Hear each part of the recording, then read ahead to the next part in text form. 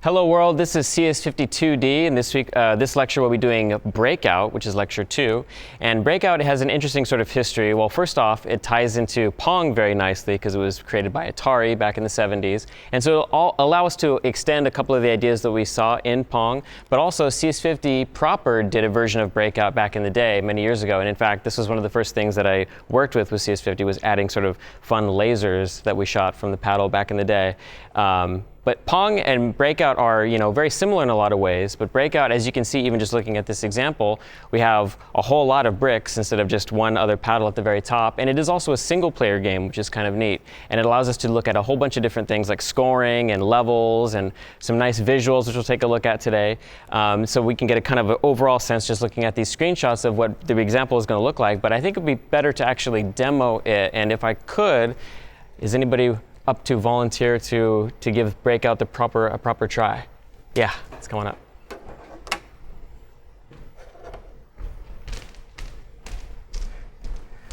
You look familiar. Hi. Colton, nice to meet you. David, nice to see you again. I'm going to go ahead and press this here. So if you go ahead and stand on in there. So the arrow keys will allow you to move throughout the menu here. So you've got a couple of options. Feel free to press enter on either one if you would like to. High scores and start both are different states now, game states. So here this is a paddle select, whichever color you like. Left and right, okay. All right, and hit enter once more. We start at level 32 just to potentially give people some more visual variety. This is going to go well. And so it's very similar to Pong in a lot of ways. But as we can see, when the ball, for example, collides with bricks, we get these particle systems, these visual effects. Which is a new update. I'm clearly better at this than Flappy Bird. We've got scoring at the top now. We didn't have scoring previously. Well, I guess we did, but now we have much higher numbers in our scores. We have health, which we even mentioned briefly. The hearts at the top there. At the top, yeah. And then so if you were to, in theory, not be able to hit this ball. Okay. Make it dramatic. Oh no! Oh no! Oh, just barely got there. But you'll notice one of the hearts got detracted, so that's another piece of game state, so to speak. And if we were to restart this and instead of choosing start, maybe instead if we were to look at high scores, we now have the ability to preserve scores. Which one am I? Unfortunately, those are all my initials in there. I should have let you finish. You would have beaten one of my scores there. But we have preserving of high scores to data, actually persistent data on disk. So a lot of new features this time around. All right, I'll try again. Well, thanks for giving it a shot. All right, as you can see, there's kind of a lot going on just in this example, this initial demo here. But we're going to take a more thorough look at all of these, of course. And some of the topics that we're going to see today, and we alluded to some of these at the end of the previous lecture, are, as some folks might have observed, there are a lot of graphics in today's example. A lot of, in particular, the paddles and the bricks and the background, all these different things, a lot of smaller graphics.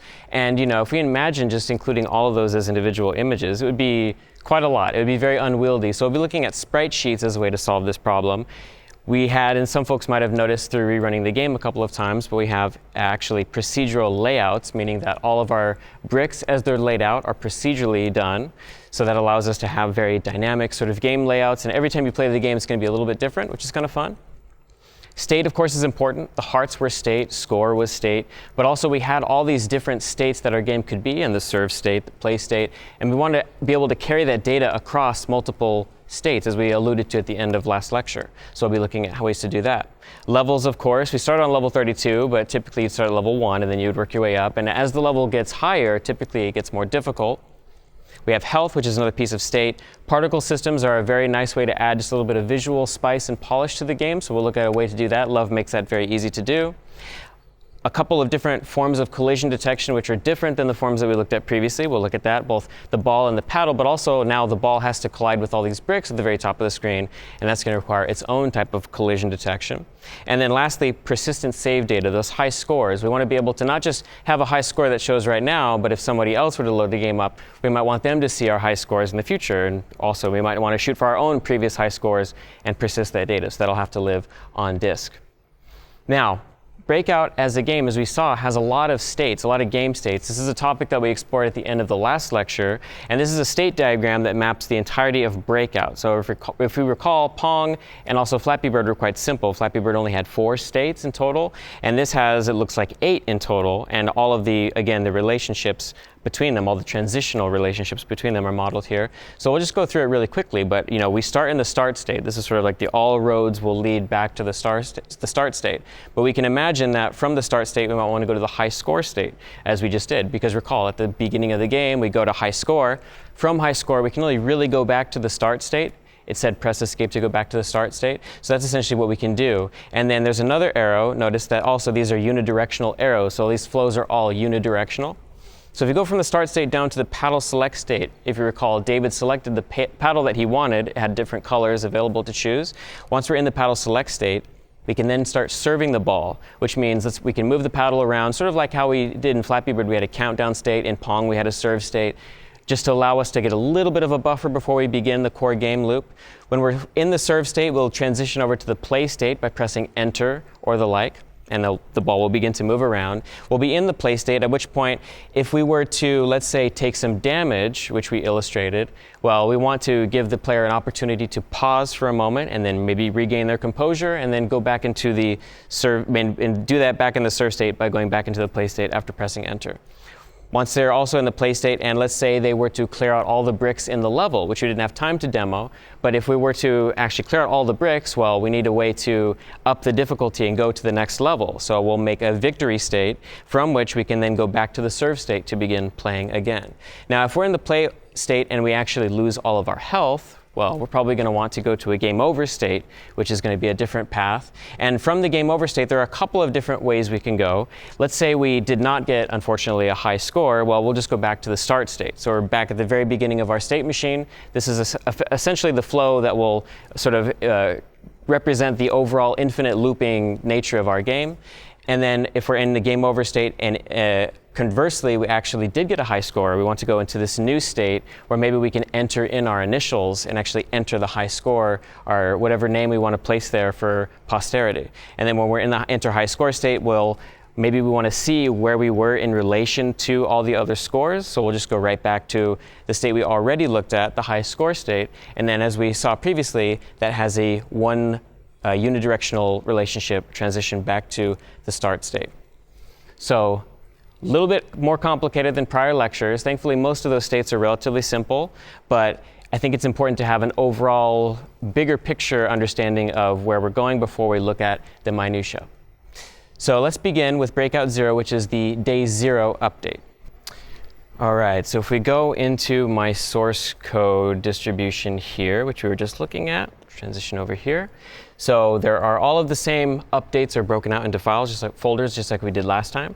So one thing that we'll notice right out the gate, and I might have made a slide about this actually, in fact, is that previously we've sort of had all of our files in a hodgepodge, just kind of all at the surface, all in this one layer in our folder. And really, it's okay if we're doing something like Pong or even Flappy Bird, where things are a little bit on the simple side.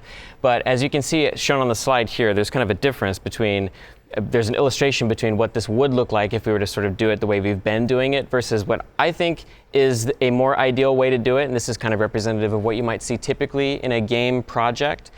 For starters, we have a source folder now. We're not just putting all of our Lua files at the parent level of our folder. We have a sounds folder, which I believe we did have in the prior lectures at the very least, but also a lib folder is interesting. Some folks might have seen that in other programming contexts for our libraries. This is a conventional thing and up to taste, but ultimately I think some folks prefer to differentiate their own project's code from other projects' code, like push, for example, in class. Those are libraries that we're using. So we'll just tuck those into lib. And then graphics probably should go in its own graphics folder or the like, or images, you can call it whichever you prefer. And then fonts as well, going into its own folder. And especially as projects scale and you have larger and more complicated projects with many different types of graphics and fonts and sounds and things, it's just very unwieldy. So it's better to try to consolidate things into sort of semantically meaningful folders, as we're doing here. And as you can already sort of see, we have a bunch of graphics and fonts and whatnot that I've already preloaded. Actually, just one font, but a lot of graphics, a lot of sounds too, if we open up the sounds. And these were all sort of pre-created, ultimately with BFXer, and folks can also use chip tone. All of these sounds are just freely generated sounds, very 8-bit inspired ideally. And same thing, if folks might have also noticed a music track, same deal, except that was acquired from a public domain source quoted in the source code. So if we open up main.lua in Breakout 0 here, let's go ahead and condense that down. We'll see a lot of the things that we have been seeing previously, except now, one thing that folks might have noticed previously was that we had sort of all of our requires in one place in our main.lua at the very top of the program. And that can be okay. Again, for smaller examples, almost anything goes. People will be able to find their way through your project. But it's better often to try to consolidate individual blocks of meaningful code. In this case, rather than just to require everything, all of our dependencies, meaning classes and the like that we want to use throughout our code, it's better to put those all sort of in one central required place. In this case, we've created a file called source dependencies, which we can now see here. We have a new file, a constants file, because recall we did have a bunch of constants like our window width and whatnot. But we have source.stateMachine, which in this case is source/stateMachine really. This is the way that Lua does paths with periods, with dots. And then we also have a couple of states to start with. And this is essentially more or less what we left off with at the end of last week when we were talking about states. But you can see that rather than just requiring these in main.lua, we can now put these in their own file. I'm going to go back to main.lua. So we have all the same things we saw before, love.load. We've got a random number generator. We've got a title. I'm putting all of our fonts again in those global tables that we can reference anywhere throughout our code, and they're given this prefix of G. We're setting our font to a small font. Remember, we have 8, a 16, and a 32. We've got all the textures that we'll need. We've got a window mode being set here, setting up push, all the things that we needed before. A lot of sounds in this example. And then remember, we ended with the state machine. So what I just talked about in the slides was all of the states that we were going to deal with today. And that was sort of where we left off in Flappy Bird, was the talk of states and state machines. And so the main place we're going to begin now, just to start off on the title screen, and I'm going to run this example so we can see what that looks like, is the start state. And the start state is just a simple graphic with some text. We have our FPS indicator at the very top left, showing 24 because I'm running at 24 frames for production purposes. But we have a couple of options here, just a start and a high scores. And notice that I can hit the arrow keys and I can move between them. We have essentially white for an unselected thing, and I'm choosing this sort of blue teal color to choose which one's highlighted, which is just a state variable. But all of this is just now encapsulated, as we looked at last time, in one central state object. So let's go ahead and take a look at what that looks like. I'm going to open up now. This is sort of a convention thing as well, and this is ultimately subjective, but I've decided because states sort of feel like they could be their own category of source code, I've put them in their own folder called states within source. So in source.states or source/states, thinking about it more traditionally, we can open up start state and see we're going to want to highlight start or high scores. In this case, when we press up, we're going to change highlighted to be either 1 or 2. We're using that ternary syntax we looked at last week. So if we're already highlighted, or if 1 is highlighted, then we'll set it to 2, else we'll go back to 1. So we'll just essentially toggle, almost like toggling a bit on and off, going between 1 and 2. We'll also, set up our love.event.quit handler. And so here is where we're sort of saying, okay, we're going to set the font to medium. We have a large font to say Breakout for the title. And then for medium, we're going to highlight, if 1 is highlighted, we're going to set our color. This is how we draw things in different colors. And then we're going to draw out with printf on the screen the start text. And that's because 1 is currently highlighted. Same thing down here, except we're going to set color to 1111 to refresh in case 2 isn't highlighted. So we'll go to white. And then if highlighted is 2, we'll set it to teal. Or it will just be the 1 that we just set, in which case it'll be rendered as the off option here. So high scores will take whatever the color option is. Remember, anything that you're printing, anything that you're drawing that's a shape or even a texture is going to use this color, this set color, to sort of color it. If you draw images, it will tint them. But we saw, for example, rectangles and fonts. Those will all be colored by whatever this love.graphics.setColor is. So all we're doing is we're listening to keyboard input, and then we're highlighting which of the menu options to select. But that does sort of give us this beginning initial way to get into the source code, into our project. Now, probably one of the biggest things that we're going to look at in this lecture, besides the collision detection, which is a lot, is this idea of quads. Now, we talked previously just about images. Images are relatively easy to draw. We saw that last time. You just do love.graphics.draw and then whatever texture you want. But in this example, in this distro, we can see here there's just one paddle being rendered, and folks might think, oh, okay, well, we'll just include a paddle image. But we saw even just at the very beginning, well, we have a blue paddle, we have a green paddle, we have a purple paddle. If we want a bunch of different paddles, those will have to be their own image. But folks typically in industry find it a little bit easier to work with these things called sprite sheets or texture atlases, which will allow you to actually condense all of your artwork into one file, rather than have, if we were to make individual textures for each and every one of these images, this is maybe close to 100 or 50 to between 50 and 100 images.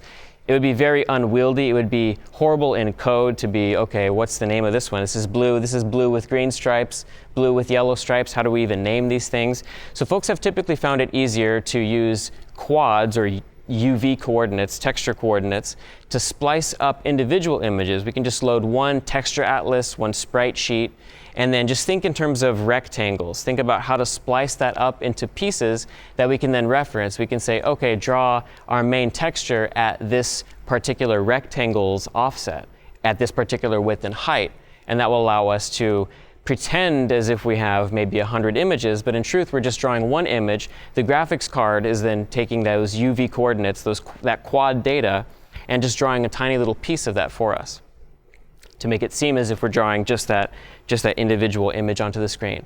And so the couple of the functions that we need to take a look at in particular are love.graphics.newQuad. And love.graphics.newQuad is just essentially declaring a rectangle. So it's not all that different from love.graphics.rectangle in terms of how we think about it, except it's a piece of data that's going to apply to our texture when we want to draw it with love.graphics.draw. Notice that we can pass in a texture, a quad, and an X and a Y. So if we pass in a texture, then we pass in the quad rectangle, and then the X and the Y. At XY, it will draw our texture, but it will only draw the rectangle of that texture that we tell it to. So if we just define a bunch of these rectangles for the paddles, for the balls, for anything, any UI elements that we want, and then we just call it in this fashion, we'll be able to draw just small pieces of our texture onto the screen anywhere that we want. So why don't we take a look at how that actually works in code. I'm going to fire up an example here. I'm going to close out all of these existing files from last time, close this down. And then first off, let's just run this example so we see what it looks like. We can see right out the gate it looks identical to last time, except if we hit start now, we'll see that we do have a paddle, and the paddle can move. And the paddle, in fact, is even set already to clamp to the x-axis of our screen, which is what we had to do with Pong, but recall it was inverted with Pong. Rather, it was 90 degrees shifted in Pong, where you couldn't go up and below the top and bottom of the screen. In this case, it's just because we want the bricks to be at the top, and this is the way that Breakout was designed, we're clamping it down to the left and right edges of the screen. But this paddle is just being drawn now, not with a texture. Well, it is being drawn with a texture, but we're not just drawing an image straight onto the screen in its entirety. We're using a quad to delimit with UV coordinates, essentially, which is just a way to represent fractional bits of an image on graphics cards. We're just drawing a piece of that texture and pretending as if we're drawing just the paddle as its own image, as its own entity. So if we look at right here in main, much of this should ultimately be the same, but we've added a new state now. As we saw, we went from start to play by hitting enter on start at the title screen there. So the play state now, if you come into here, is going to have an init as usual, but notice that we've set self.paddle equal to a new paddle. So if we open that up, all of these things we're now thinking in objects, which we started getting used to in the last lecture. But a paddle, ultimately, it has a lot of the same things that the Pong paddles did. It's going to be very similar, ultimately, to the paddles from Pong, except now we're going to have, for example, this skin and size and things like that. These will be variables that can influence our appearance, and we'll look at how these work in just a moment. We also have a dx instead of a dy, because in Pong we had the dy. We're moving on the y-axis. Now we're moving on the x-axis, so it's a different axis of movement. Removing all the same exact clamping logic that we saw previously using math.max and math.min to make sure we don't go off the left and the right edge of the screen. And then we are rendering our paddle here. And some folks might notice, and this is essentially what I just alluded to, that we have our gtextures main. So in this case, this is just our main texture. If we look at what that actually looks like, here in our graphics folder. Actually, it's going to be called Breakout, and we're just naming it main. But we can see this is the exact same texture that I just showed in the slides, and we're rendering the paddle, but we're not rendering this whole image when we draw, and that's by virtue of the fact, by the second argument, we have this gframes paddles.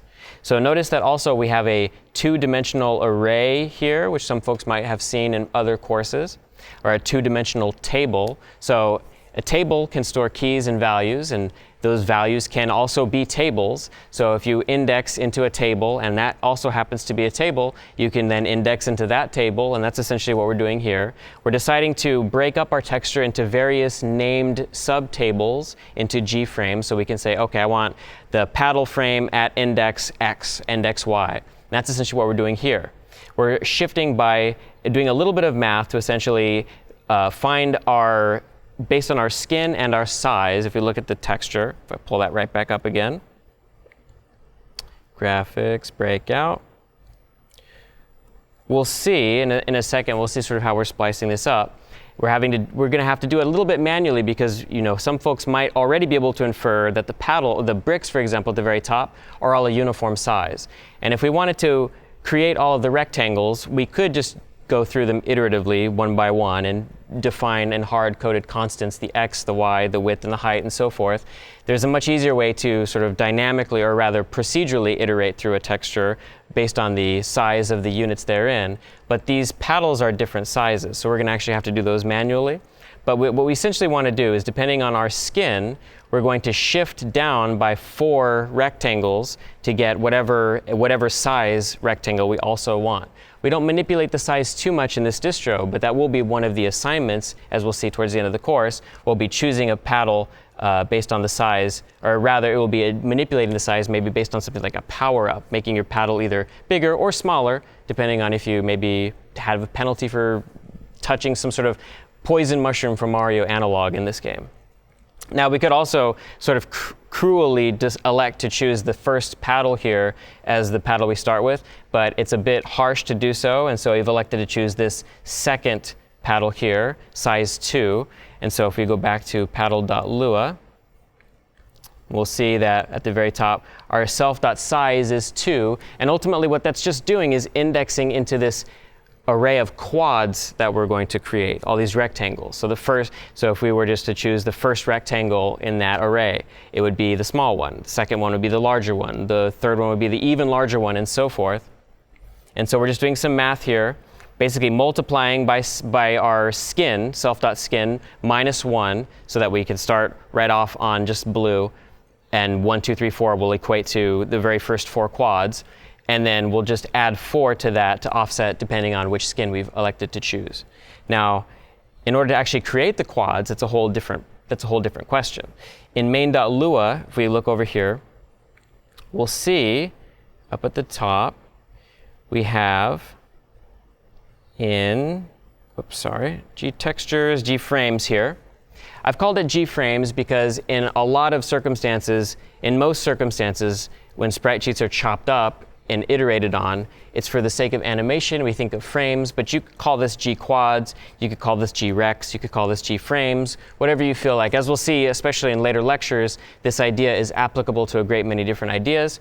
But in this case, we're just going to start with G-frames gets a table that is going to start with a paddles key that has a return, or has a value of this function, generate quads paddles, which takes in G-textures main. So if we go over to our util file, notice in our dependencies, we do have now a require source.util. This is a common thing as well. You want utility functions that often do some work that might not be necessarily directly germane to the gameplay, but in this case it is sort of data processing, and so it makes sense to have a util function, or a util set of functions that we can rely on. I'm going to go to util.lua, and we can see here we have a general generate quads function, which we'll take a look at in a second.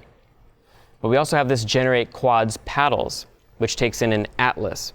This atlas is just another term for a sprite sheet. Some people refer to texture atlases as like the original idea of an atlas being this collection of maps. And so a texture, or a sprite sheet, a texture atlas, is sort of like a collection of other textures. A texture that is a collection of textures. And so that's why in industry you might see the term atlas used frequently. We're essentially going to, in this case, just iterate over from 1, starting at 0 to 3. And we're starting at 0 because we want to take UV coordinates are essentially based off of positional coordinates, very similar to how we move things around in the game world. So as we're chopping up our image, which is what this function is going to do, it's going to create those rectangles on top of our texture. We want to think in terms of regular coordinates. There's a little bit of confusion sometimes that can come about from Lua being one index with tables and certain types of loops that you'll see. But in this case, we're essentially going to, from 1 equals 0 to 3, which is the 4 different paddle colors or skins that we had, we're going to create 4 different sized rectangles based on all of the, if we open up the image again, just as a visual reference, we'll see it here. We can see that they're all different sizes. So if we imagine this rectangle is, in this case, 32 pixels wide, and then maybe 64, 128, 156 or some odd. Those numbers might not be exactly correct, but they're going to be a little bit larger. And ultimately, if we envision, per the slide that we looked at previously, these rectangles showing here, for the left one here, you can see it has an x and a y, so it's going to have some x and then some y value inside the sprite sheet. And it's going to have a width, and it's going to have a height. And that's what the quad is defined by. So we want this quad, we want this one, that one, and then this one. And then we're just going to put them all sequentially into one table that G-frames the G-frames paddles. And then individually, we can just reference them at 1, 2, 3, 4, 5, 6, and so on. And that's how we'll be representing all of the rectangles. So if we go back to the code there for that, util.lua, we can see we're using that function that we declared or we showed in the slides previously, which is love.graphics.newQuad. It takes an x and a y, so we're starting our x at 0, and then we're going to start our y. If we look up here, we say start at x at 0, and then y at 64. And then that's just down some distance on the sprite sheet. Then we're going to say it's going to be 32 pixels wide by 16 pixels tall for the first paddle, and then Atlas get dimensions in this case, which is going to give love.graphics.newQuad the numbers that it needs in order to actually compute how to generate UV coordinates on that texture, so that when it tries to render the texture with the quad later, things will just work as they should. And in fact, now with newer versions of Love, you should be able to just swap this in as just Atlas, and you don't even need the :get dimensions for right now, but either of those will be just fine.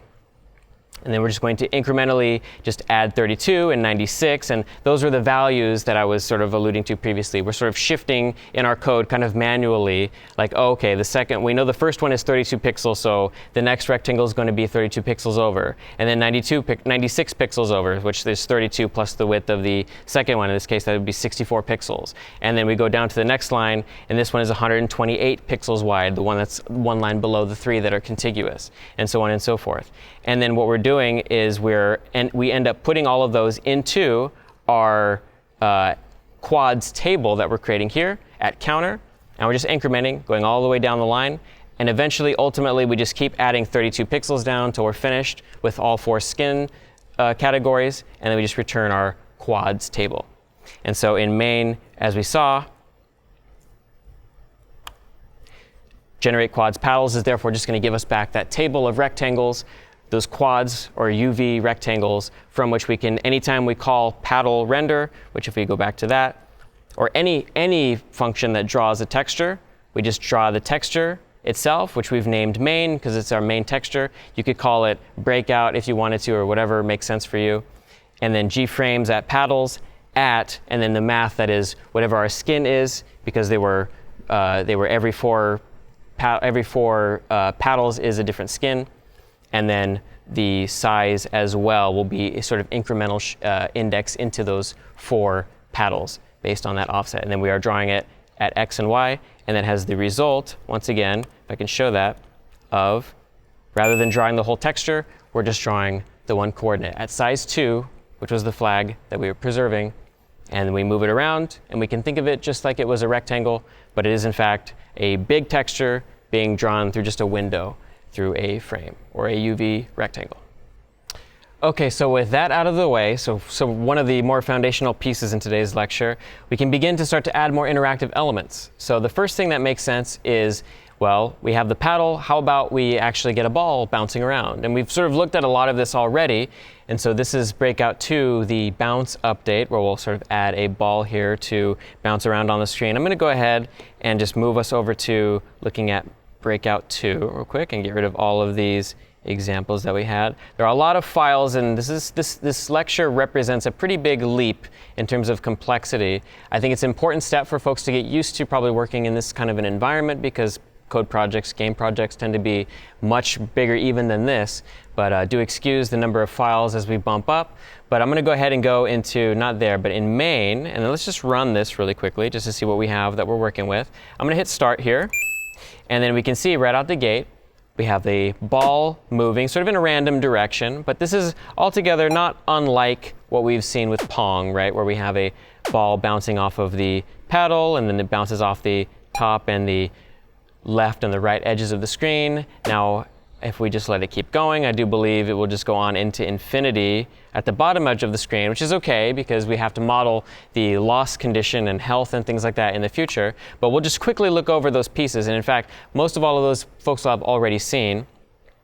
Probably the part that folks might not have seen previously is we have this new function, generate quads balls. So this is going to take, instead of paddles, we want to actually have, as part of our texture, we do have all of the different balls, and there's different colors for them as well. So let's take a look at that here. If we go to graphics and we go to breakout, we'll see that they're actually baked into this same texture. The benefit of having an atlas, we can just point to any piece of this one image and they're all there, and we can visually also see, are all of our colors working well together? Does everything look good? And so they're maybe even slightly hard to see, but there are these 7 that are right here, kind of by the hearts as well, which we'll also need at some point in the future.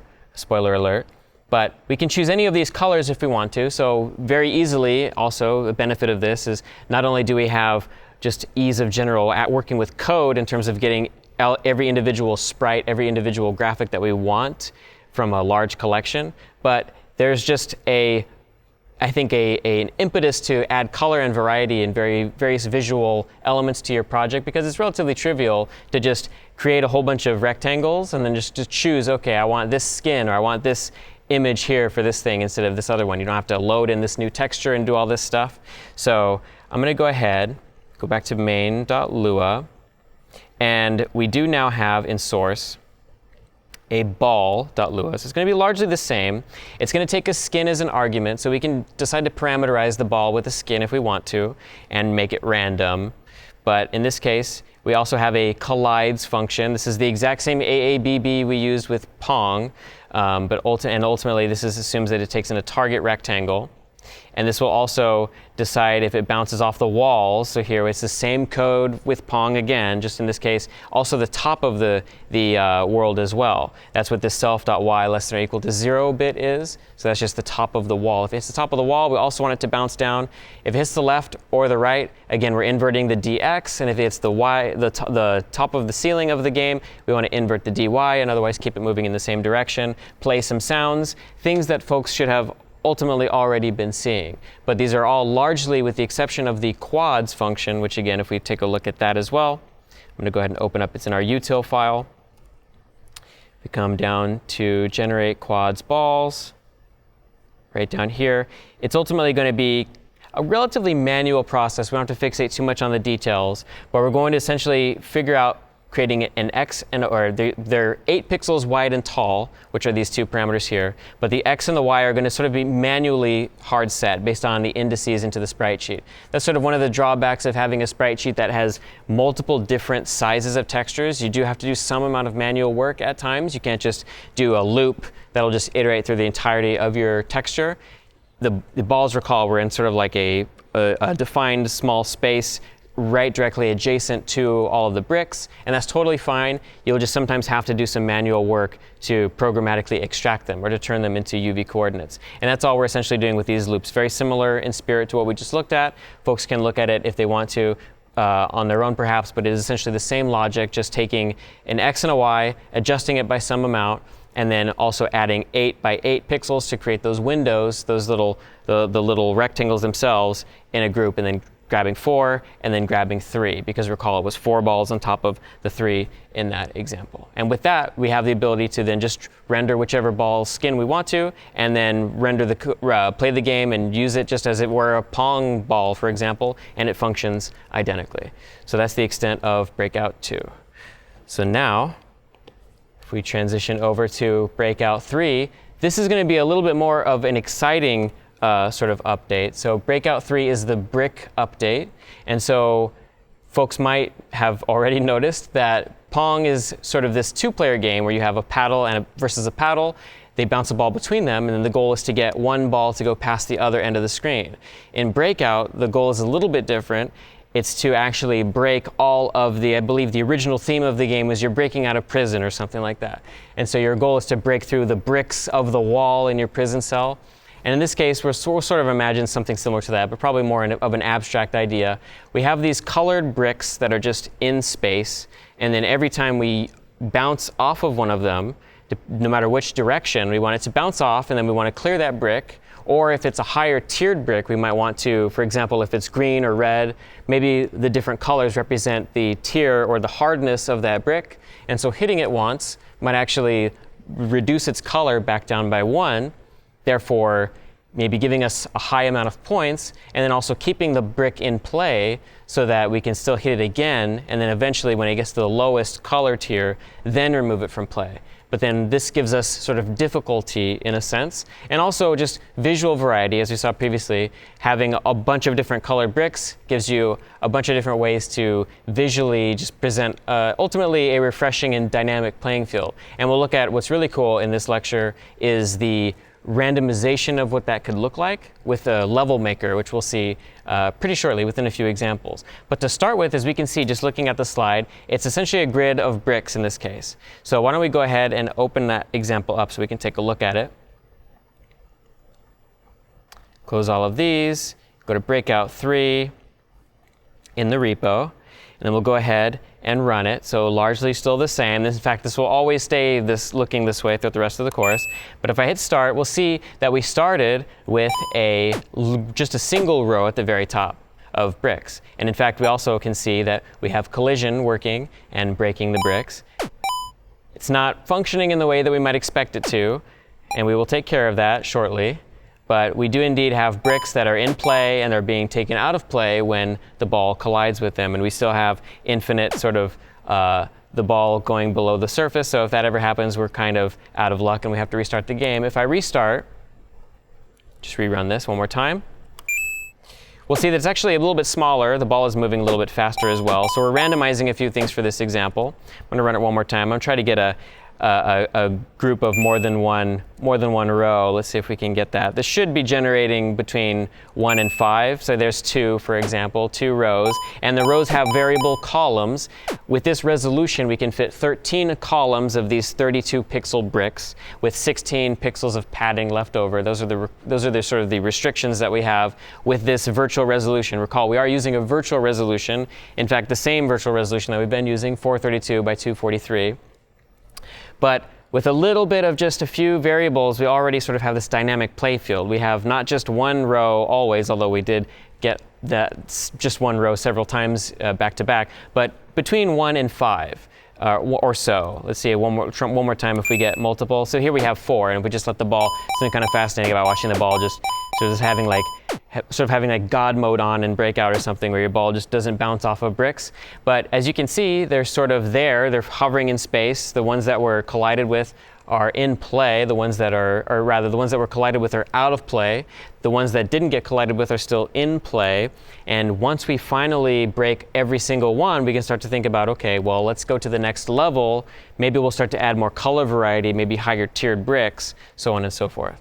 So if I go over to Breakout 3, if we look in main, the play state ultimately is going to be still the state we're going to look at, but we did add another frame table for our bricks, so generate quads bricks. Now, bricks are relatively deterministically generatable. They're all the same, or rather the quads are deterministically generatable because they're all the same width and height. If we look at our texture again, which if we pull this up, we'll see that the bricks at the very top of the screen are kind of all in these 32 by 16 squares, kind of going left to right, top to bottom, about 4 rows worth. We could just iterate over essentially those 4 rows, and then minus the balls, the heart, and the last sort of key is kind of in a weird spot. We could, if we won't use that in this particular lecture, but if folks wanted to use that, they could define a quad themselves by figuring out, okay, what's 5 times 32 on the X over, and then 3 times 16 down, get a 32 by 16 rectangle and get it that way. But if we assume that we want these sort of 6 by 3, so 18 plus 3, 21 bricks or so, we could just iterate throughout the table, offsetting down as needed to get our 21 bricks and generate quads from that. So let's go ahead and look at that function really quickly, and we'll just skim over it. Folks can read it, the implementation if they want to at home. But if we say, so here we are taking a slice of, in fact, this is a helper function that we've written to. Lua doesn't have a function to do this by default, but we do have this larger generate quads function, which takes an atlas and gives us the width, and we give it the width and the height that we want to assume that every sort of image within that texture is, and then it will just do the job of automatically splicing the whole thing for us top to bottom in these X by Y increments, in this case 32 by 16 increments. And so if we go ahead, and in this case you can see table.slice is just whatever the result of that is, which will be a table, I want from index 1 until index 21, which I just alluded to, 21 different bricks. I just want those 21 bricks. If we were to just, in this case, you can look at this table.slice implementation. All it does is just create a new table. It's not an in-place slice. It'll actually return a new slice of the table. So we will iterate. This is Lua's iteration loop syntax, which we might not have taken a look at for its actual iteration, numerical iteration. But if we say that the function takes in a table at first, a last, and then a step value, we can say, okay, for I gets first or 1, so in the event that we didn't actually pass it a first value. So start I at 1, or whatever we define as first, up until last, which this comma is, or the length of table. This is Lua's way to get the length of a table with this hash sign here.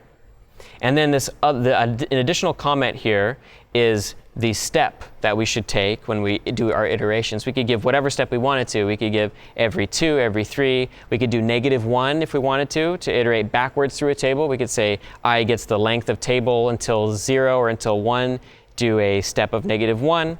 And then we're just going to say at sliced, at the index of slice plus 1, we're going to just get whatever table at I is. And then we're going to return that. So slice is essentially that 1 through 21 in our particular use cases window into that table, and then just uses this larger generate quads function, which we're defining and including with the repo.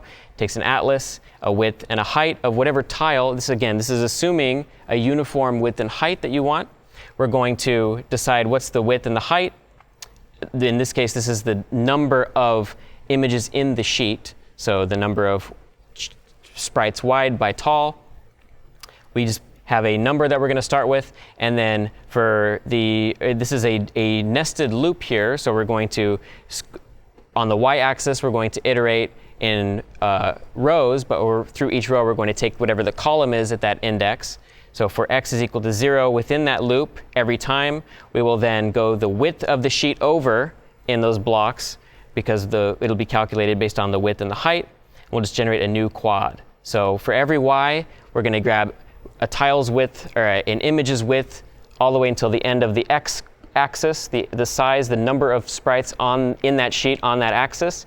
Then we're going to loop back down to the next y value, start x again at 0, go over, go again, y is now the third one down, go over until we've gone all the way down through the sprite sheet, and we've grabbed the x and the y's width of the image that we care about. In this case, we care about the bricks 32 by 16. So we're sort of pretending that the sprite is comprised of 32 by 16 bricks. If we open the graphic up really quickly, we're sort of pretending that this whole thing is just bricks. We're splicing it up into quads. We'll iterate down the line y all the way down to whatever that would be, this tile sheet divided by 16 y, and then the tile sheet divided by 32 on the x, and then these 21 bricks here. And that's how we can divide. And this is a common thing that you'll see when you typically have a sprite sheet, for example, a texture sheet that you might use in something like Minecraft, you might see that floating around on the internet, or lots of games where you might have an animation, a set of frames that are the same size. For example, a character might not really change its size, even though the animation looks like it's changing a lot. In that instance, you would do what we just showed with the generate quads that takes assumes a uniform size of everything in your sprite sheet, and then just that's your one sprite sheet. That's your one sort of table of quads. In this case, things are a little bit more dynamic and all packed together. So we're pretending, but we're just going to slice the first 21 off of that ultimately fully chopped up sprite sheet. And so if we assume all of that, we have our generate quads, all those utility functions. We won't have to look at those anymore throughout the rest of this lecture. But for folks who want to create their own and for future animation-related things, that'll be helpful. If we go back to main.lua, that's where we were just looking at. So that's where we create the actual bricks table. We now have all of our bricks. We can go over to our play state. And whoops, I didn't mean to press that key. We'll look at here inside of our init function, if we look up here, is where we're going to actually create our grid of tiles, or grid of bricks rather. And this is really important because this will tie into the later examples where we begin to, in this particular example, we just have a very plain sort of collection of just one blue variant brick. The actual columns and rows were random, but the texture was the same. But let's say we wanted to add variants of the skin or the tier, or we wanted to maybe add gaps, or maybe we want pyramids, or we want inverted pyramids, or whatever you can think of sort of visually. Well, all of that functionality is best, I think, encapsulated in sort of an object, sort of how we decided last week to encapsulate the behavior of what it means to have a state, a game state. I think it makes sense to encapsulate the idea of generating a level into this thing that we've created called level maker. As we see, self.bricks, right, in init is just getting level maker.create map. And so before we take a look at that, we'll just quickly see we have in here, again, all the same functions we saw previously of update and render. We have the paddle and the ball being updated in here with DT. And then we have our collision detection. We have, and that's for the ball and the paddle, but then we have for K brick in pairs, recall that's how we iterate over a table. Self.bricks, which is that group of bricks that we're going to get from level maker. If the brick is in play and our ball collides with that brick, we want to call this function hit, which right now all it really does is just essentially disable in play so that it no longer renders, which if we see in here, every time we have actually it's deferred to the render function, the render method on the brick class itself, but we're calling render on every brick. And if we look at brick, which is a new class that we're defining here, a very simple class, we have self.inplay, which starts off, we have self.inplay in the hit method, which will turn false if we hit. And so the purpose of that is that now we can essentially mask out the bricks that we don't care to look at or collide with. We can just essentially do an if statement to ignore that brick for the purpose of collision and for the purpose of rendering. And sometimes you want to even preserve this if, for example, you were to, let's say your instinct might be to just completely get rid of the bricks. And that might work fine, although you would potentially run into issues. You definitely want to remove it in place when you're doing iterations.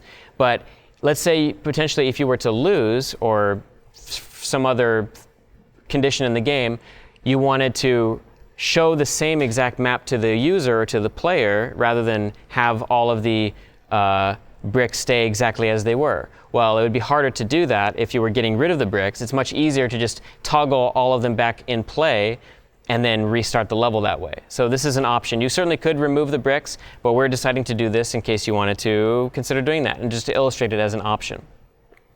And then again, we saw this same logic when we rendered the paddle. We have our own bricks quad, and then we're essentially doing a calculation. We're starting at 1, we're adding our color times 4. So the color is essentially which group of bricks. It's every 4 bricks in this case essentially that's where the colors are divided up. And then we're also going to add our tier. So that's an index into sort of that group of 4 colors.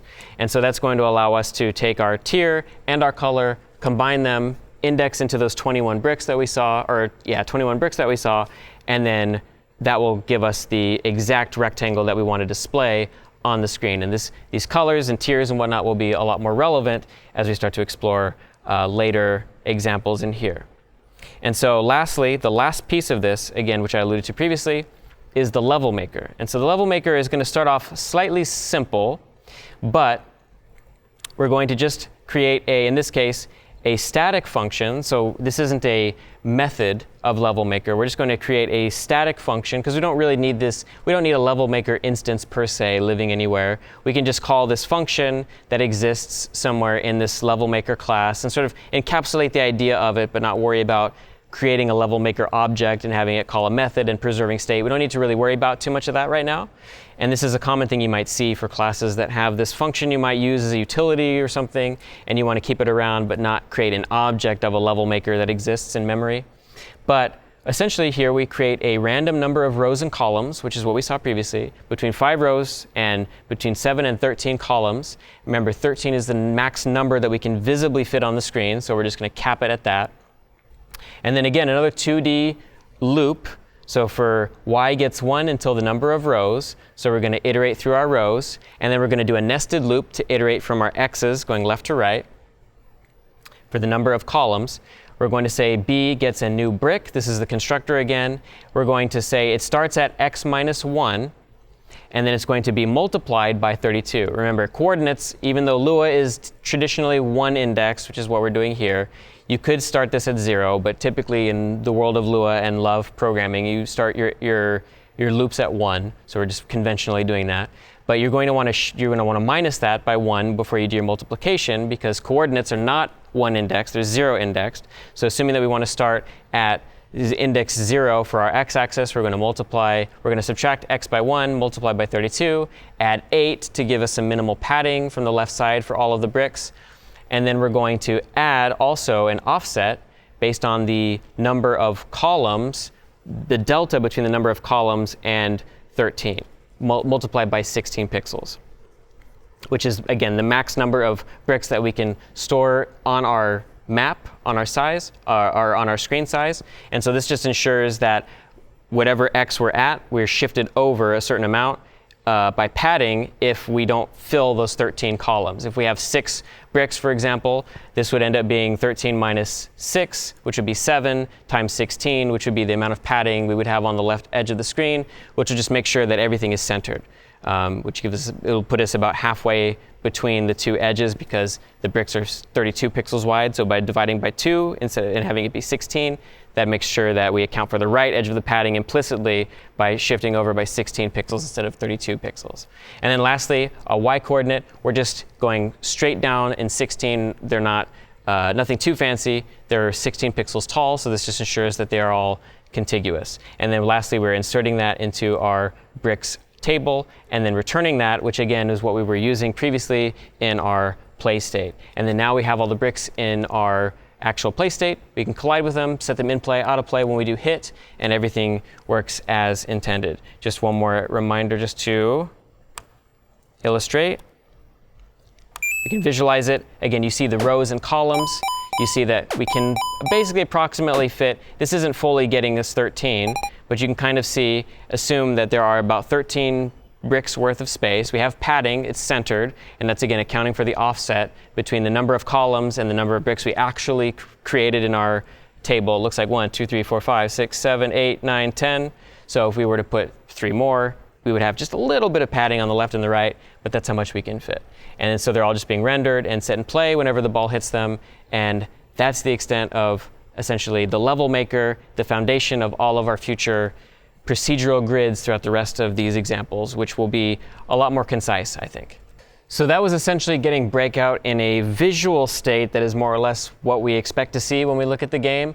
However, there's one sort of major thing sticking out, and that's the fact that when we were just playing the game, the ball was sort of going right through the bricks and not really functioning the way that it's intended to. So this will be a larger example in a couple of ways, but this is the collision update. And so unlike Pong, unlike Flappy Bird, there needs to be a certain way that the ball behaves depending on which direction, for example, and how much the ball clips into the bricks.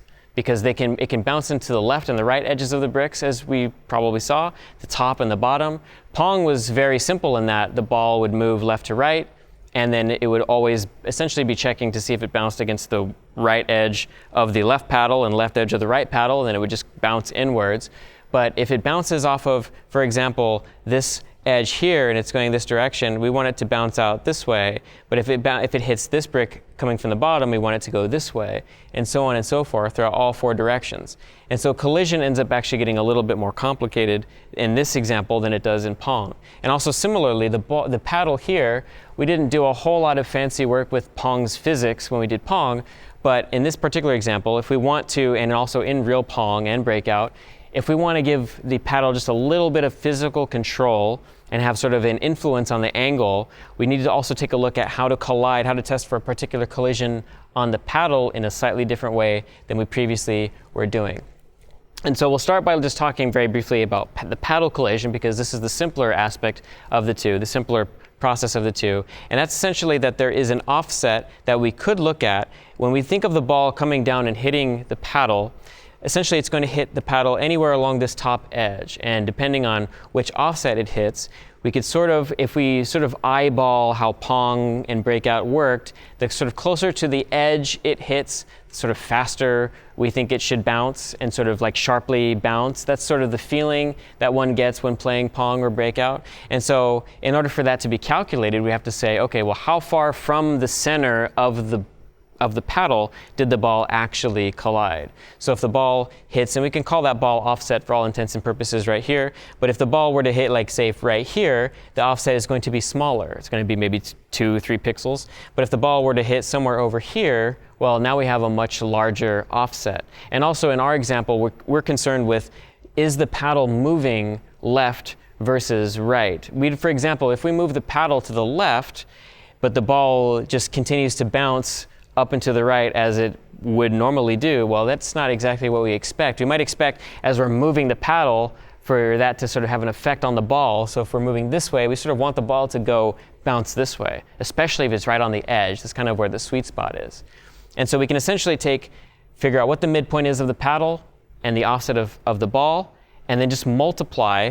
If we're assuming we're moving in this direction and we do that calculation, we'll just multiply the delta between the ball and the paddle center and some constant that we can tweak, and then change the dx of the ball to be negative in that case. And then vice versa. If the ball were to come here, for example, and we want to make it go sharply to the right, based on how far away it is from the center, well, we'll take this offset here again, and then we'll just go ahead and convert it to a positive dx in the same exact way, the farther away the ball is from the center.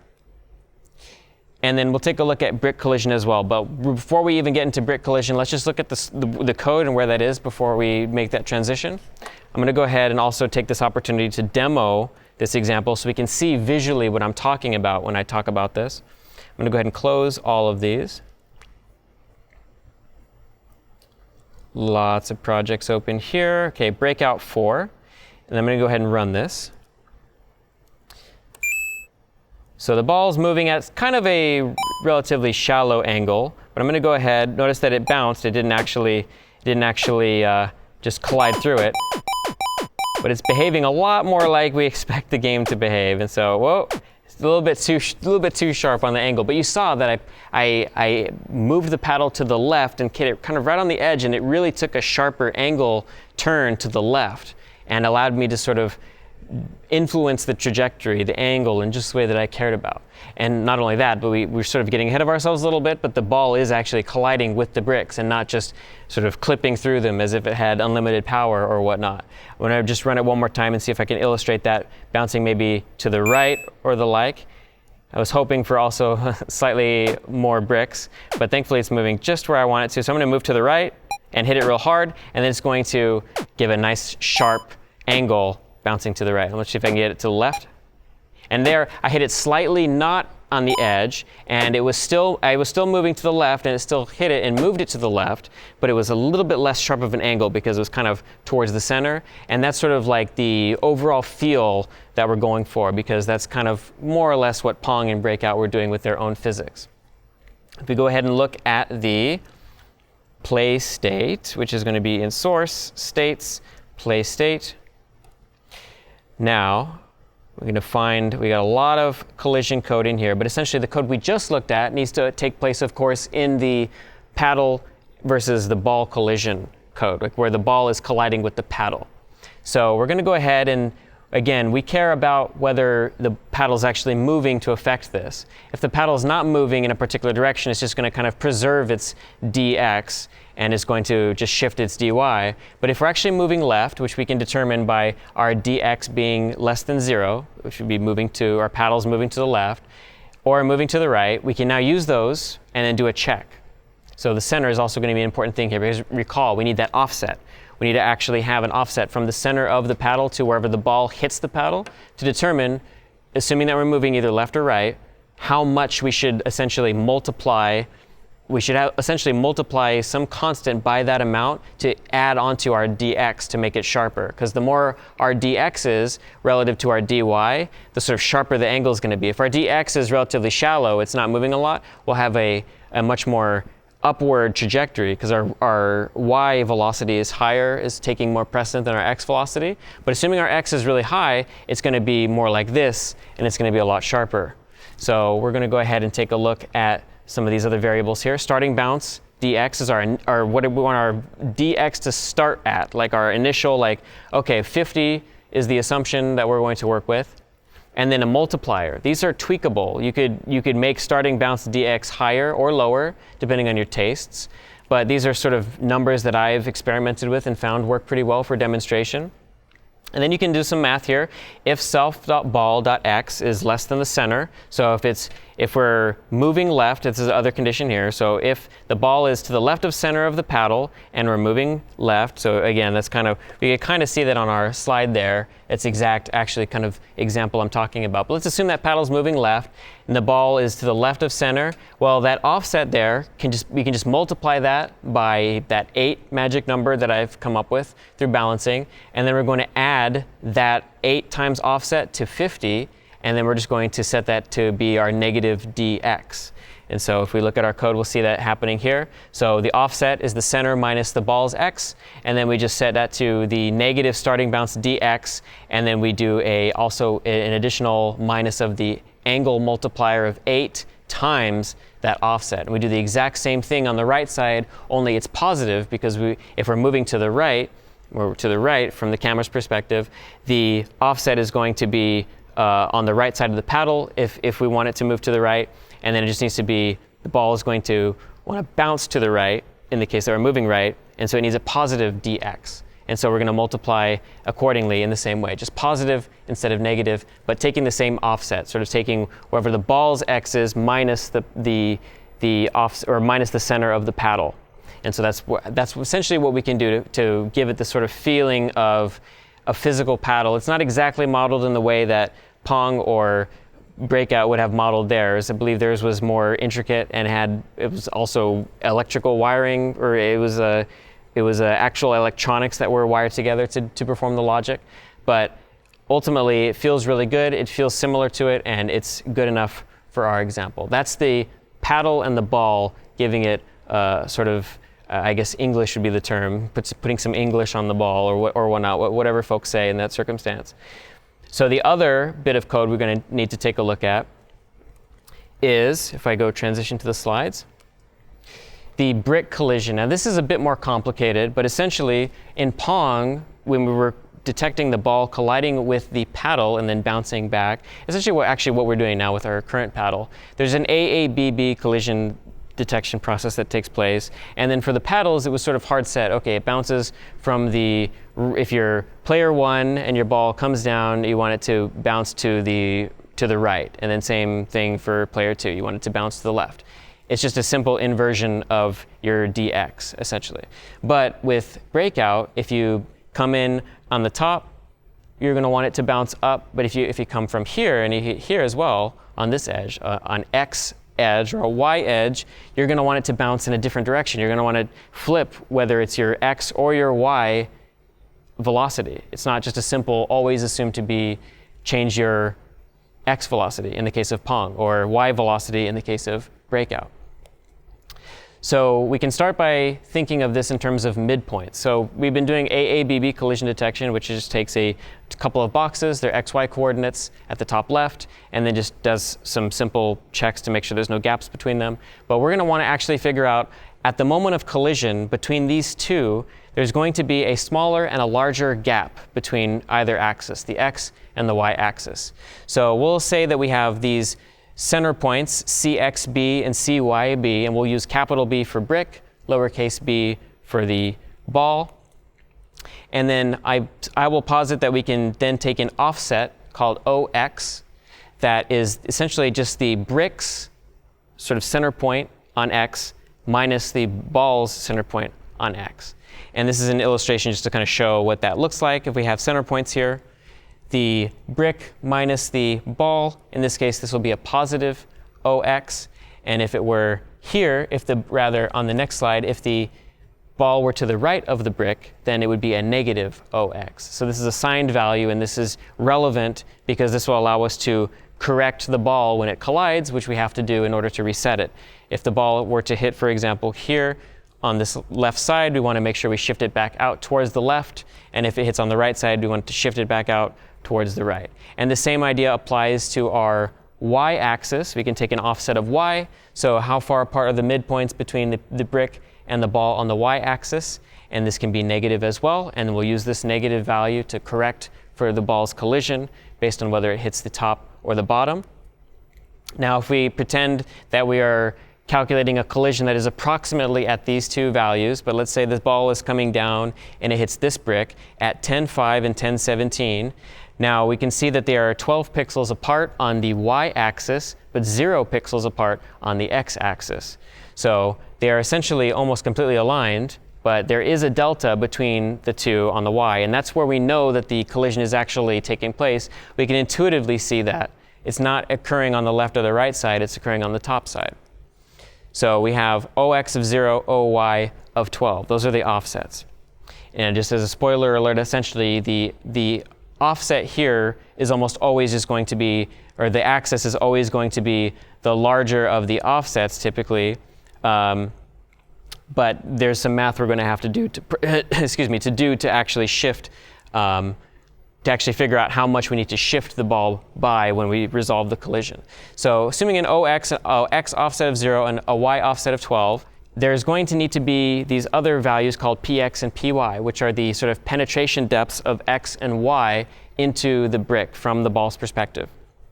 And we can just calculate that math here. So there's a couple of these values, these numerical values, that are essentially half extents or radii, but in the case of the paddle, it doesn't really quite have a radius so much as it has a, because it's not symmetrical, it's going to have a difference in its width versus its height in terms of sort of the effective analogy for the ball's radius. But we essentially need to calculate, between the two, like there's a minimum distance that they have to be at in order to have a collision, or rather a maximum distance they're going to be at in order for a collision to resolve. In this case, they're literally touching. If we assume the ball is 8 pixels large, so it's a 4 pixel radius, and this is a 16 pixel tall brick, then this sort of, I would call it a half extent sum, HX you could think of it as, but it's essentially this math here. This is going to be the 12 pixels, it maps up here exactly to 12 pixels, but essentially there's going to be 12 pixels at the very least between the two minimally, and if, depending on how big the collision is, that delta would be a little bit smaller perhaps, but we're essentially going to need to shift backwards that amount on whichever ball or whichever axis got collided on in order to bounce the ball outside of the collision. So we'll just resolve this math here. We can see that, and that's what the ABS of OX is. That's going to be just the amount of pixels at which are the delta in these two exists at. So they're 12 pixels apart here. That's the offset Y. We're going to want to essentially take the max distance between them, subtract that, and then that's going to be the amount that we end up reverting the ball by when we resolve the collision. So let's go ahead and just shrink that math down to recall. It's just essentially the radius and a half width and height of the paddle So that ends up amounting to this math here, 16 plus 4 minus the absolute value, ABS of OX. So OX in this case is 0. They're literally aligned on the X coordinate here. So that's going to amount to 0 here, and then 12 here for the Y-axis because they are 12 pixels apart. So we end up with PX, so a penetration depth of 20, and then a penetration depth of 0 on the Y-axis. Now, between the two, this one is higher, 20 pixels higher, and this one is lower, 0. And we actually want the lower of the two because that's going to be the one that we just triggered the collision on. So folks might see the 20 and be like, okay, well that's higher, maybe we should have the collision take place on the higher value. But in fact, it's higher because from the perspective of the algorithm, it is effectively penetrated in 20 pixels because if we assumed that this was a collision of some kind here, then it would actually be 20 pixels in. But that's not the collision that happened. This is the collision that happened. And so we could essentially move this ball around and these values would all change. But as you run these numbers, the lower of these numbers is always going to be the most recent definite trigger point, the actual collision that occurred versus the axes that are closest apart at the time of collision, by virtue of just the way that the rectangles are sized and the way that midpoints work. So you're going to end up ultimately having a y-axis collision with the lower of those two px and py values, which then we can decide to shift the ball negative based on that, the amount that they collided, the amount that they were different. In this case, it's going to shift it by 0 because that's what we actually ended up with here, 0 pixels. But if this were actually clipped in, this would be slightly higher. This would be like 1 pixel or 2 pixels or the like. But in this case, it's going to be 0 because they're literally touching for the sake of illustration, just so you could see them looking at each other. It'd be like 0.1 or 0.2 or something like that.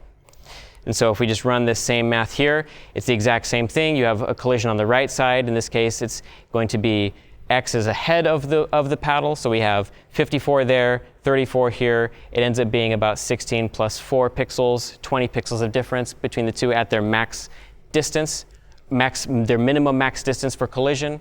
So that's what's shown here. OX is negative 20, Y is 0.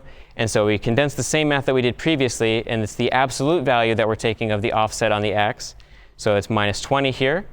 We end up with a 0 value on the x-axis, and then a positive value on the y-axis, even though, again, they're at the same y level, but the x-axis is what they collided on because that's got the less delta on it than the lower delta on it than the other axis. So we have 20 pixels of penetration depth, or of delta there effectively, but the 12 pixels here is essentially showing what it would think it was triggering if it were coming from the top or the bottom. It would think that it was a 12 pixel penetration into the rectangle, but it's actually not the collision we're checking for. We're checking for the lower of the two. And so we have a x-axis collision, and then we shift it negative by px, the ball actually. And then that's essentially the gist of it. It's a little bit convoluted, but we'll take a look at it in the code here. Or it's seemingly convoluted. It's I think, intuitive to a certain extent, but we just have to essentially think about it in terms of if two things were going to collide together, of the two axes that we are looking at, which is going to be more likely to be further away from the other? And it typically is, unless you're at the corners, which is where they can be about the same. But if you're on a flat surface relatively toward the center, it's always going to be the opposite angle, the opposite axis that you're close to, that is the colliding axis. And then depending on whether it's a positive or negative offset, which recall, we have the OX being negative or positive, OY being negative or positive. We can use the fact that it's negative or positive to determine, okay, we have to actually set the we have to actually shift the pixel shift the ball by x pixels and then change its dy accordingly. So let's go ahead and go into play state. It's going to be below where we collide with our, oh sorry, this is actually the code here. I scrolled down in advance. But so this was where we collided with the paddle. We checked the paddle collision code. We scroll down a little bit here. We're going to iterate over all of our bricks as we were doing before. And then we're going to here to essentially do all the math that we just showcased visually. We're going to create our half radius points or our half extent points, our CXB or CXB lowercase, and those were the center points for our ball and paddle, respectively. We calculate the offset just by multiplying those center points, or sorry, by subtracting the ball's center point from the paddle's center point. We're going to get the offset. It'll be negative or positive, which will be useful when we determine how to resolve collisions. And then we perform that calculation that I showed on screen, which is the px. We're going to take the absolute value of that offset, and then we're going to subtract it from the sort of half point, the half extent sum of the two colliding entities. And so we want the lower of the two, not the higher of the two. And when we do that, so if px is less than py, we can set the dx negatively. So in the case that the penetration depth of x is less than py, that means that we collided on the left or the right side. So we therefore should reverse the dx, whatever that was. If it was coming from the right side, we want to shift it back to the left. And if it's coming from the right side or left side, we want to shift it to the right or backwards. And then we're going to want to also take the negative px or px from our ox, our offset. So if it was positive or negative, we're going to want to shift by whatever that amount was, depending on which side of effectively the brick that we collided on. That'll nudge us just out. If that px was 1, that means we went in 1 pixel. We want to shift back out 1 pixel. Same thing for the top and bottom.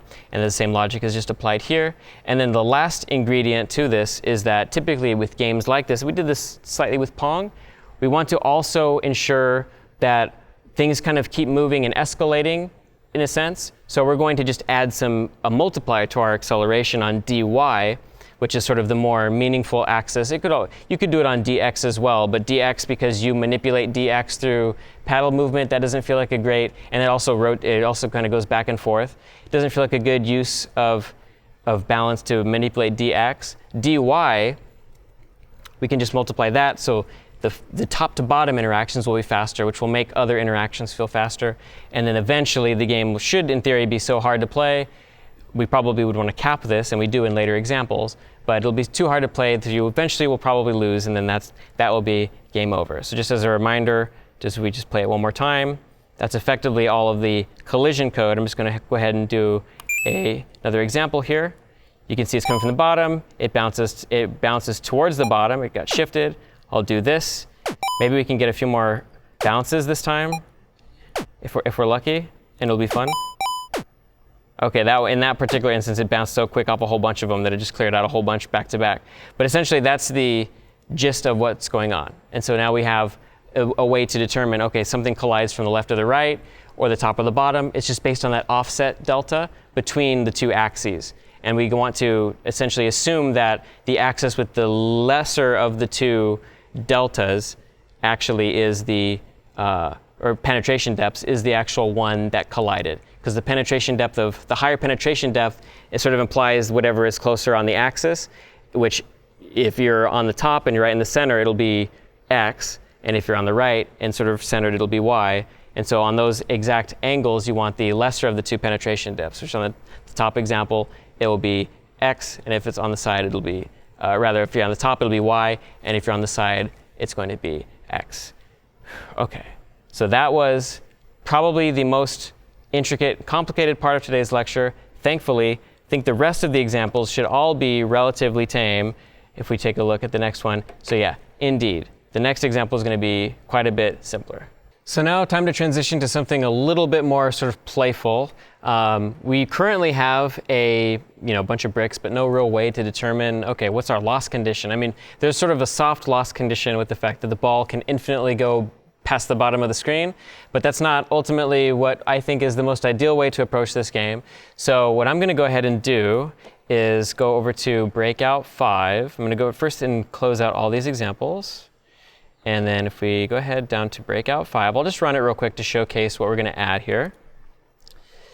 So same as usual. Now notice at the very top right, so a couple of things going on here. One is that previously when we hit enter, we would just start going, and now we can actually serve the ball. Notice also fun sort of thing that the ball follows the paddle which is how typically games like this, Arkanoid or Breakout or whatnot, will often have this. But we have a few hearts at the top right of the screen. So hearts are like a very Zelda, I think people usually think, I think of like Zelda or games like that, a very sort of video gamey thing.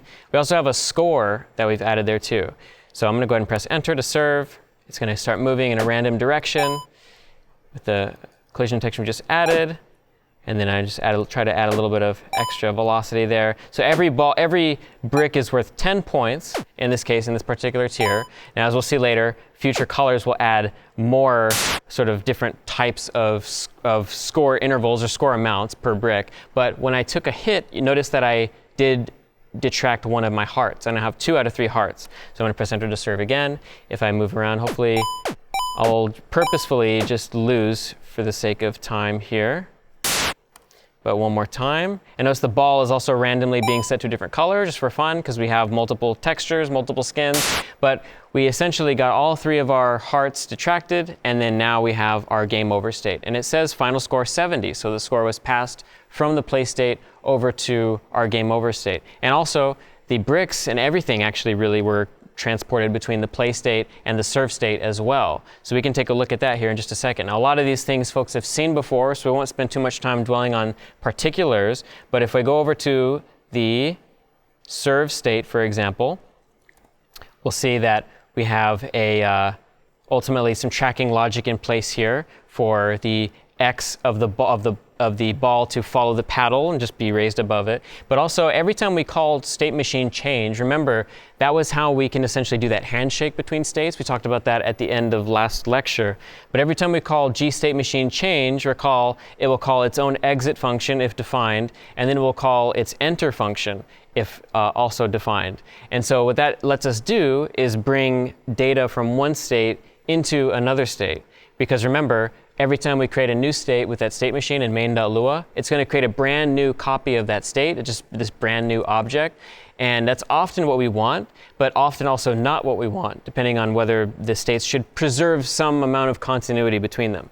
In this case, if we're in the serve and the actual play state, we can notice, if I run it again, this state, the title state or the start state, has really no state that's meaningful that we need to preserve, but this serve state here has a score. It has our HP, that's another variable that needs to move around. It has the bricks, because every time we create a brand new play state, this is all just right now what you're seeing is it creating everything from scratch. But as soon as I go into this play state, like it didn't really look like much changed, but in fact, some stuff did change. We went into a whole new state. We're no longer in the serve state. We are now in the play state. And so, well, now we're in the serve state again. But everything is being handed across with that state machine change, and we're taking those values in and essentially taking charge of those as our own new state when we do the enter function of all these. For example, the enter between the start state, between the serve state and the play state. So I'm going to go ahead and close that out. We'll take a look at the serve state. Change is going to play, so we're going to go to the play state, right? And these are all of the variables we want to pass from our serve state to the play state to say, hey, you now take charge of these variables. These will be your variables to handle. We are going to essentially get deallocated. The state's going to be lost, but before we do that, here, take these things, take charge of them. You need access to this information to preserve that continuity. So when we go to the play state, and if we go up just a little bit here, notice that we're defining this enter function, which we saw previously. It takes in a params table, and we're just taking all of those params, the table that we just saw, and we're just going to assign them to self dot the same thing. So self dot paddle equals params dot paddle, so on and so forth. We're inheriting those, and we're saving them as if now they're our state, which they do become our state. And so now, in the same exact way, if we were to go, so for example, to the serve state down here, if we actually go below the height of the screen with the ball, we can do the same thing here. So if self.health is 0, so we're now storing health, and so we're subtracting 1 from health, and that's mapping to our hearts. We have 3 HP to start with. 1, 2, 3, you're out of the game. If health is 0, we want to change to game over, so that's, remember, we did see that, it's a new state.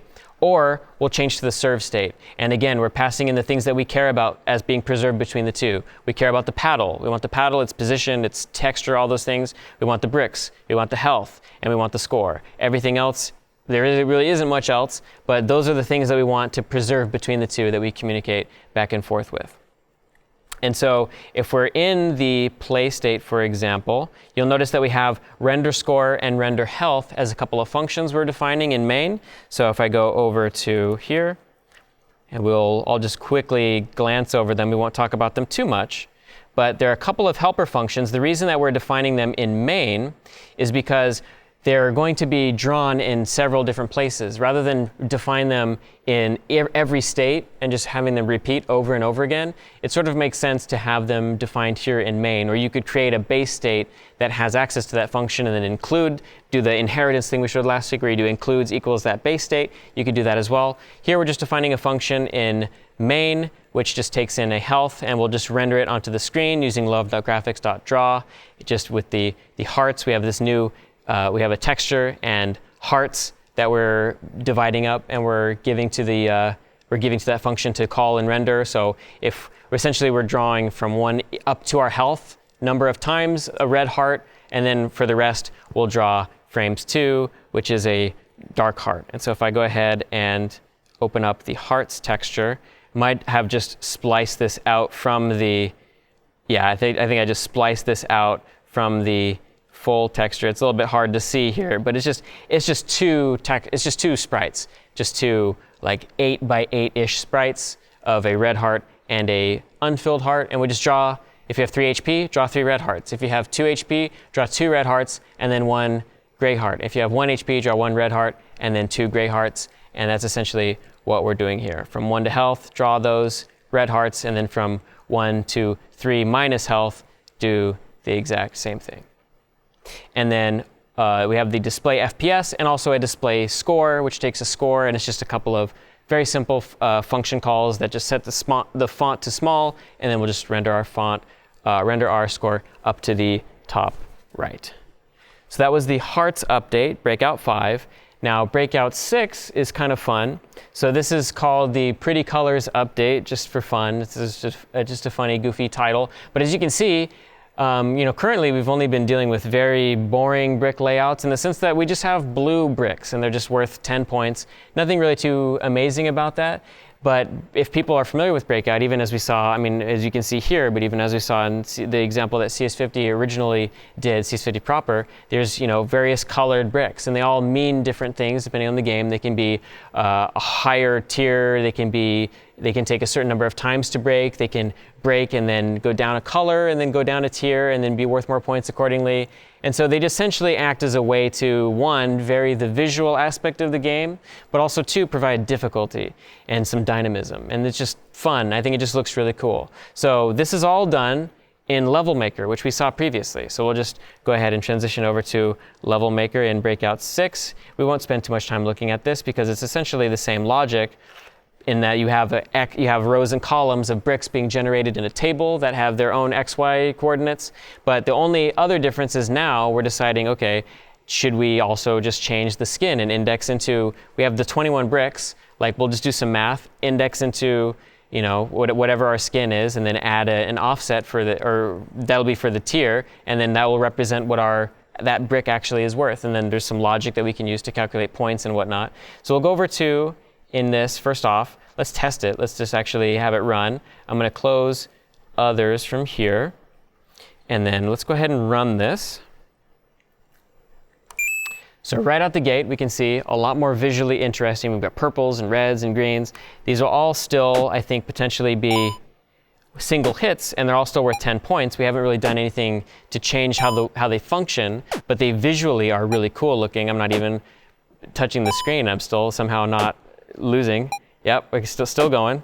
But essentially, just with just a few patterns here, we have some pretty interesting variety. Now we can see just at the very top row, for example, you've alternating colors. You've got red, green, red, green, red, green. So just imagine a bit on, off for, you choose 2 colors and say, okay, if bit is on red, if it's off green, if it's on red, off green, and just alternate between the 2. Or you can just choose not to have alternating colors, like the second row, which is purple. Or you can elect to have maybe bricks and then not bricks, bricks, not bricks, right? To have gaps in your bricks, and then that allows you to do the same logic as for colors, except instead of alternating colors, now you're alternating whether there's a brick there as we're iterating through our rows and columns in our level maker. And then essentially this row right below it is doing the exact same thing, it's just inverted. We start off at a sort of off state for should we put a brick there, and then we turn on, off, off accordingly. And then if we just run this a few times, we'll see variant grids being generated. So here, notice also, it shrinks to fit this. It's different sizes that will fit within the screen. This one's cool. It's got green and blue at the bottom and alternating colors. These almost look like they were designed by hand, but they're just using very simple procedural generation techniques. I'm loath to even call it that, but it is sort of procedurally generated grids. And so we see here, again, almost looks like a human made that. It's pretty cool. We'll go ahead and just do it one more time for fun. And this one's actually fully solid, but because we're choosing symmetrical sort of approaches, they're always going to, and also a symmetrical number of column, or an odd number of columns, they're always going to be pretty nice looking most of the time, especially if we keep it relatively simple. We keep within a grid, we have just alternating colors, alternating spaces, but you could envision a world where you want to do pyramids or inverse pyramids or squares or maybe a circle or something. And the sky's the limit. Ultimately, you just have to write the code, the logic that can speak in rows and columns to do that, and you're encouraged to experiment with that. So I'm going to go ahead now, open up Level Maker so we can take a look at some of the stuff we've added. I won't spend a terrible amount of time covering the specifics, but if we go up here just a little bit, we're doing all the same things we were doing, just having a set of random rows and columns number so that we just have a variable size of our grid. The highest tier and the highest color are essentially just a little bit of math that's going to look at our level and determine, okay, what's the highest, based on the level, what's the highest tier that they can access. If they're at a lower level, we shouldn't give them really high tier bricks. If they're at a higher level, we should make sure that they can potentially do that up to a certain threshold, a certain number, which is that math.min's first argument. No higher than tier 3, no higher than color 5. There are no more colors than that or tiers than that. And so we're going down the line number of rows. We have all these variables for a skip pattern, which is just flipping a coin, 1 and 2, make it true or false. This is the bit flipping on or off. So whether we should have a skip pattern, whether we should have an alternate pattern, what our alternate colors are, should we choose to be alternating colors, what our alternate tiers are, should we alternate tiers, which we can also do, which you'll see if you were at a higher level in the game, in the level maker. And then the skip flag, which is the actual are we on or off when it's generating, and then the alternate flag, are we on red or green if it's doing red and green, or vice versa, to allow you to change sort of how those are generated. And then lastly, we'll take a look down here and then just notice that we have for, if we are generating something, we're going to use this syntax that's particular to Lua that doesn't allow us, Lua doesn't actually have a continue statement, but it does have a form of go to that we can sort of simulate continue with, and that's using labels and a go-to statement, which is from C, and typically go-to is frowned on in the C world because it produces very unreadable code. But in this particular instance, if we just stick to using it like continue, we can sort of almost think of it like we're extending the language in a way with our own syntax. But effectively, we're just saying, okay, we're going to go to a label that I've called continue. And that's if we're skipping, and we should be skipping this brick. We don't want to actually do all of this stuff of generating a brick. We want to just, we're iterating, remember, we're iterating every row and then every brick on that row. So if our goal is to skip bricks, every brick should be off essentially on, let's say, the top row. Well, if we need a flag that turns on and off every time it generates a brick. And so if we're on if skip flag is true, essentially, we need to say, okay, we're just not going to add a brick this iteration, but we're still going to keep generating bricks. So let's just essentially skip this loop. Let's continue, but not, in the world of C and other languages, that means like keep running this overall loop that we're in, but let's not do the rest of this loop's body. So if we go all the way down here, we can see this fancy syntax with double colons, which is how Lua does label definitions. And these are used specifically for go-to expressions. And so ultimately, all the logic in here is to do all of that. It's to lay bricks and then depending on whether your alternate flag is set, what's the color that we should draw at? Should we draw, or should we render a brick here, or should we add a brick to the table here or not? And then through this relatively simple set of procedures, even though it looks like it can be kind of a lot, it's ultimately just a set of like check marks or flags that we're holding on to that every time we iterate, and we're just saying, okay, are we in a iterated, or are we in an alternating sort of row? If we are, okay, well, we need an on-off flag, so let's just on, off, on, off, on, off. Next, are we alternating? No, okay, just put all the bricks. Next, are we alternating? Yes, but let's start off, so it'll be off, on, so on and so forth. And then that, through those simple procedures, you could think of maybe many, many ways to extend this. You have very interesting dynamic grid layouts. So for folks who want to understand the nitty-gritty about it even more, feel free to take a look at levelmaker.lua, but that is the overall sort of summary of how it's working and how we now have these very nice looking grids. But, and we'll go ahead and just sort of transition back. The other aspect that folks might have noticed, we have these really nice looking grids, but they don't really have any meaningful sort of data to associated with them in terms of their score, in terms of their tier, all these things. So let's say we were maybe per at least what the slide is showing, let's say we have green or we have red bricks instead of blue. Well, okay, if a green brick were to get hit, which is what we sort of showcased in the slide there, then let's assume that blue goes to green, goes to red, goes to purple, or the like. So a green brick, when it gets hit, should go backwards in tier. So we're sort of essentially weakening that brick. The green brick is essentially a stronger brick than blue, but by hitting it multiple times, we still get it out of play, and we can even maybe make it worth more points as well, and then also add tiers to these bricks so that not only are they colored in different ways, but maybe they are colored and gold, or colored and silver or bronze. So you weaken the gold to get to silver, to get to bronze, to get to no sort of metallic color. And then that's how you can get even higher tiers and higher difficulties and things like that. So let's go ahead, and I'm going to close all of these. So if we demo that in Breakout 7, I'm going to run this. We'll see here we're starting off with green bricks, so if I just start serving, green turned to blue, and we got 50 points. Okay, another 50 points. See if I can hit a blue to compare the point amounts. Might be tricky for a moment. But this is a lot more akin to what folks might have expected to see, but okay, we actually missed the point total that it gave. It looked like 25 points. But there's also a sound effect now playing too, focusing here at home. But 25 points for blue, 50 for green. So there's some amount of math that's going to apply 25 times color, and then probably times tier as well.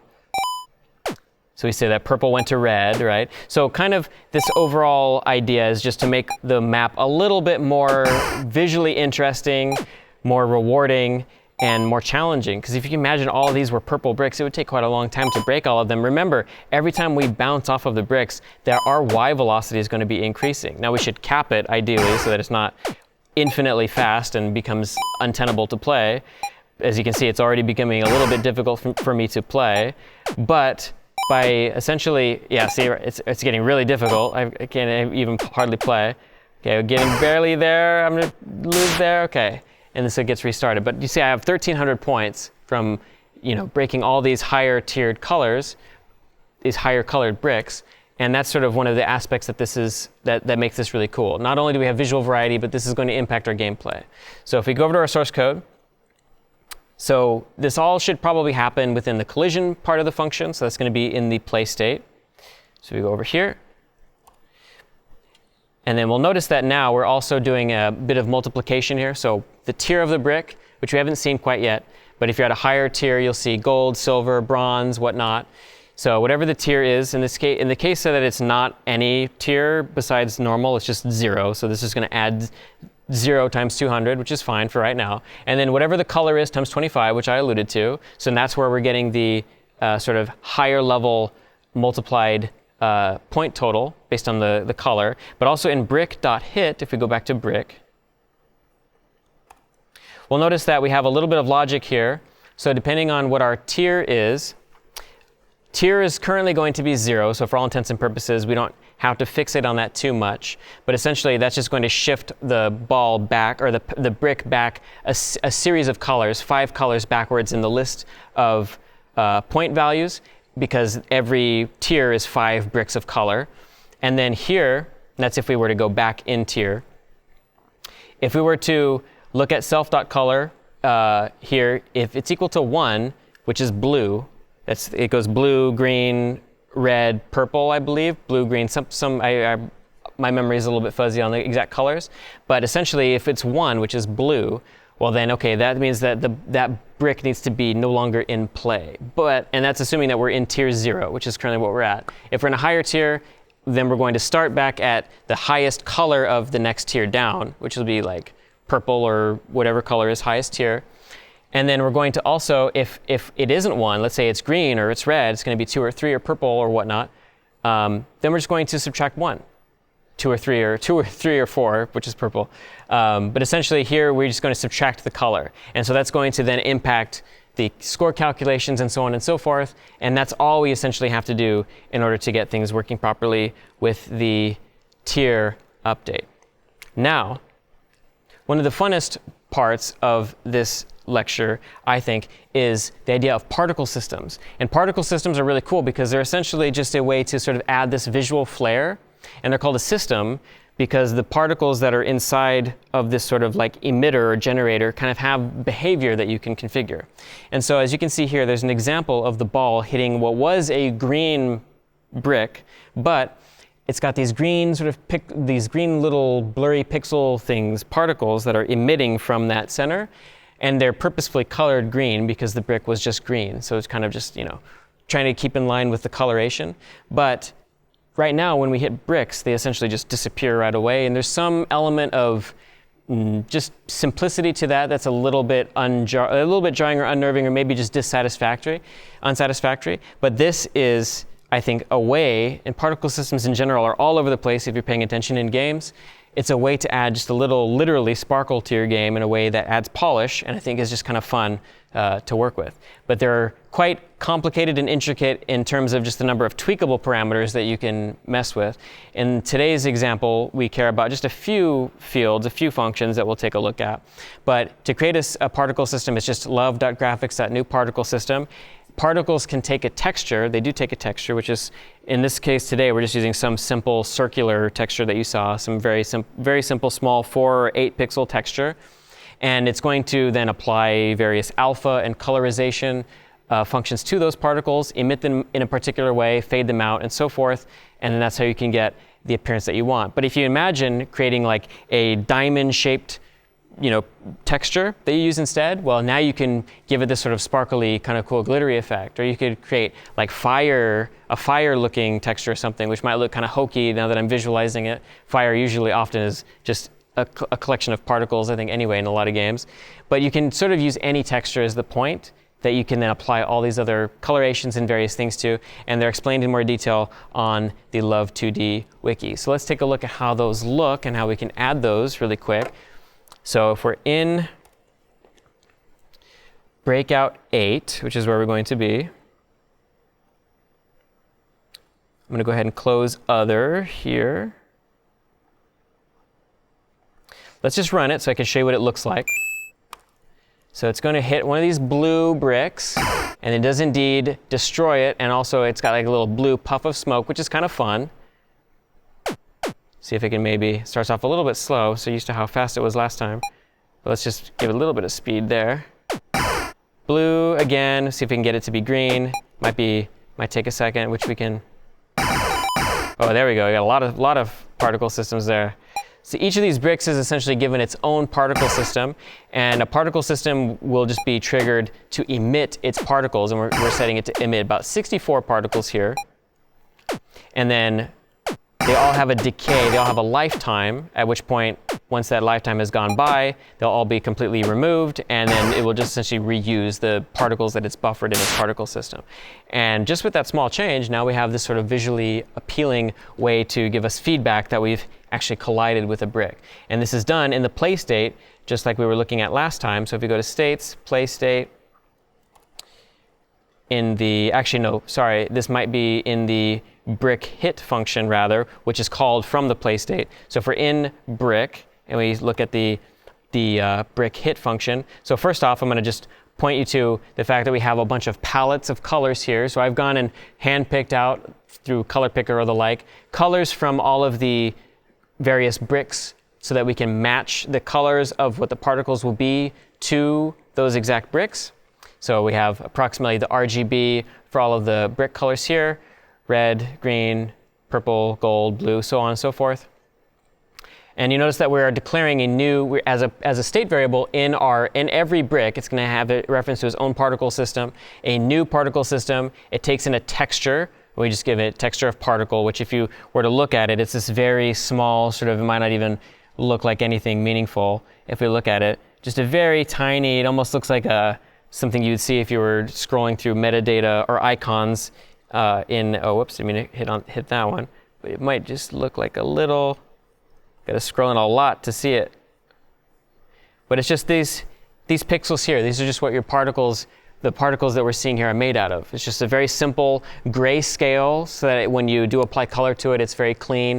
It doesn't have any pre-existing colors or anything like that. But you could make this literally any texture you want to, and it will just spawn a bunch of those instead of this little sort of roughly diamond-shaped circular particle. So I'm going to go back here. So we are creating a P system, short for particle system. I've commented this out a little bit, but there's a few functions here. We have a lifetime that we're setting on the particles. All of these are documented in the Love2D wiki. So between 0.5 and 1 seconds of lifetime, that's how long the particle, each individual particle will live. A linear acceleration from an x1 and a y1 to an x2 and a y2, and it'll be variable between those. So it'll be some x between -15 and 15 that it moves. It's going to have a linear acceleration in a particular direction while it's fading away. And then it will only ever be between 0 and 80 on the y-axis. Recall, the particles are kind of falling down, sort of like glittering down, almost like there's this artificial gravity that's applying weight to the particles. And so we accomplish that with a linear acceleration that can only be positive on the y-axis through this. And then also the emission area, which is sort of like the radius around the center of the particle system where it can actually be, where it can spawn particles, so roughly 10 by 10 pixels in this case. And then the standard deviation will be 10 pixels away, x and y, so within that radius roughly. And then what that's going to do is essentially we've pre-configured the particle system. It just has to actually call it. Now also, to set the colors, there's a set colors function here, which we're just passing in the RGB between the color that we want to start at and end at as two pairs of 4 color components, so RGBA, RGBA. We want it to eventually fade out to completely alpha transparent. So we're just doing that here by setting this alpha to 0 for the second color. It's going to be the same color, but just faded to alpha transparent. But you could, in theory, you could choose one color and have it fade into some other random color if you want to. Particle systems are very flexible in the sort of ways that you can use them. But we're essentially going to multiply by our tier so that we're like more saturated on higher tiers with our particles for our alpha component for the first color that it starts at. And then we're going to fade towards essentially transparent. And then P system : emit of 64 is just going to actually shoot out, it's going to actually emit those 64 particles that we've pre-allocated and trigger the actual operation of the particle system working. And that's all you have to do in order to get a particle system to work. They're very intricate, complicated, they can be very dynamic and have a lot of cool behavior. But for this example, we're just doing a sort of like little glittery sort of puff of particles, and those are some of the functions that you can use to accomplish that. So with that, we've added some visual polish to the game, but there are a few missing states still in our game. If you recall, looking at the very beginning of the lecture, we had this large state diagram. We had a few states still that we have to talk about, and so one of those is the sort of level or victory state, rather. So whenever we finish a level, we want to display a sort of level X complete or the like, hence the sort of the little illustration there with those few slides. And this also represents progression, because with every sort of victory in your game, You can have a new grid of bricks that you make progressively more and more difficult, which we've been alluding to and talking about. But this is really important because now, we can sort of have something to aspire to. Oh, I made it past level 5, or I got to level 10. And it's random here every time, so you could play this a lot and kind of always see a different game, right? You might get something very easy, even shown in the level 2 there is actually easier looking than level 1. But I mean, if you look and see, level 2 does have purple bricks, whereas level 1 only has blue and green. So in some sense, it's kind of, relatively equal, I suppose. But why don't we go ahead and take a look at Breakout 9. And we transition to that. I'm going to close all of these. And then close this. Breakout 9. Now to test this, we might have to clear a level. That might be too long of a level. I'll try to maybe get a shorter one. We'll see how our luck is. More doable. Let's see if I can get a single line. I'll just do 1 or 2 more iterations. Okay, that's much better. Okay, maybe. We'll see. But these are purple, so they'll be slightly longer, have to hit them a few times, but we're gonna have a score. So let me get the velocity going really high. Hopefully I don't lose. This would be embarrassing. But essentially what we wanna do is we wanna have the score go into the victory state, just like any other state did. And then we want to have the, maybe I'll just actually try one. I want to see just get a full blue one. Give me a full blue. This is the one downside of having completely randomly generated levels, is if you want to hard detect something, it can be slightly, oh yeah, definitely not that one. We can have some fun looking at random levels, I guess. Oh boy, now see, that one is actually kind of cool. That looked like a castle actually. Okay, one more time. Okay, much better. Okay, this should be reasonably fast. So we'll just keep doing this, and then we'll try to get a victory. But essentially, what we want is, not only do we want the state to transition, right, to create a new level, which we're going to do, but also that level, the actual tier of all the bricks, the max tier and everything and so on. Oh, there we go, yeah, there we go. That's what I'm talking about. Oh, and then I lost, of course. Let's see, that was convenient there. Well, we want the game to get harder with time too, because that's part of what progression means. It ultimately means not only do we, okay, come on, please. This oh God, this would be so embarrassing if I lost. Okay, we just one more. Okay, this, fingers crossed, is this gonna be a victory? Oh. Yeah, okay. That was a very lucky shot at the very end there. But as you can see, we have a sound effect. By the skin of our teeth, we survived somehow on level 1, which is embarrassing. But we have 650 points, level 1 is complete, and we can press enter to serve again. So now this is sort of like the illustration of what it means to have progression. Now if we were to press enter now, the game is going to store the fact that we're in level 2 and not in level 1. So if I press enter, now we're in level 2, notice that. So we're in the serve state again, a much bigger play field in this instance. But this is sort of how we do progression in games. If you have levels, and we'll look at something like this in Mario, even though in the Mario examples you might not use levels, you could apply the same idea. It'd be part of the Mario problem set. But you could take the same idea and then just in some way make your game state, your world state, slightly more difficult, some variable or set of variables that will lead to this feeling that, okay, I am progressing, I am going further into something more difficult. And it's one of the most important things that you need, I feel like, in a game for it to be engaging and fun, and something for me. I definitely need something to aspire to in the game. And so this idea of, oh, I beat level 5, or I got to level 2 or 3 or 4 or whatever, can be very valuable. So let's take a look at the code of where we're doing this. This is ultimately a pretty simple thing. So if we're in the play state, recall the transition is from the play state to this victory state. So if we go to the play state here, and if we have cleared out all of the bricks, so let's go up here. So we have this function called check victory. We're defining it as a method on self on the play state. So check victory is going to do what it needs to do to determine, oh, are we ready to transition, which is just going to be, are there no bricks left? Are all the bricks not in play? and then we can change to victory, passing in our level. We need the level because we're in level 1. We need to pass it in to say, okay, the victory state knows we're in level 1. Let's increment that to 2 and pass that to the play state so that the level maker can now get past that variable and then make progressively more difficult levels, and then keep passing in the other details as needed. So if we scroll down just a bit, we'll see the check victory, which is a very simple function, which is just for all the bricks in self.bricks, like if any of them are in play, return false, because that means we know for sure we aren't ready to transition to victory if we still have a brick in play.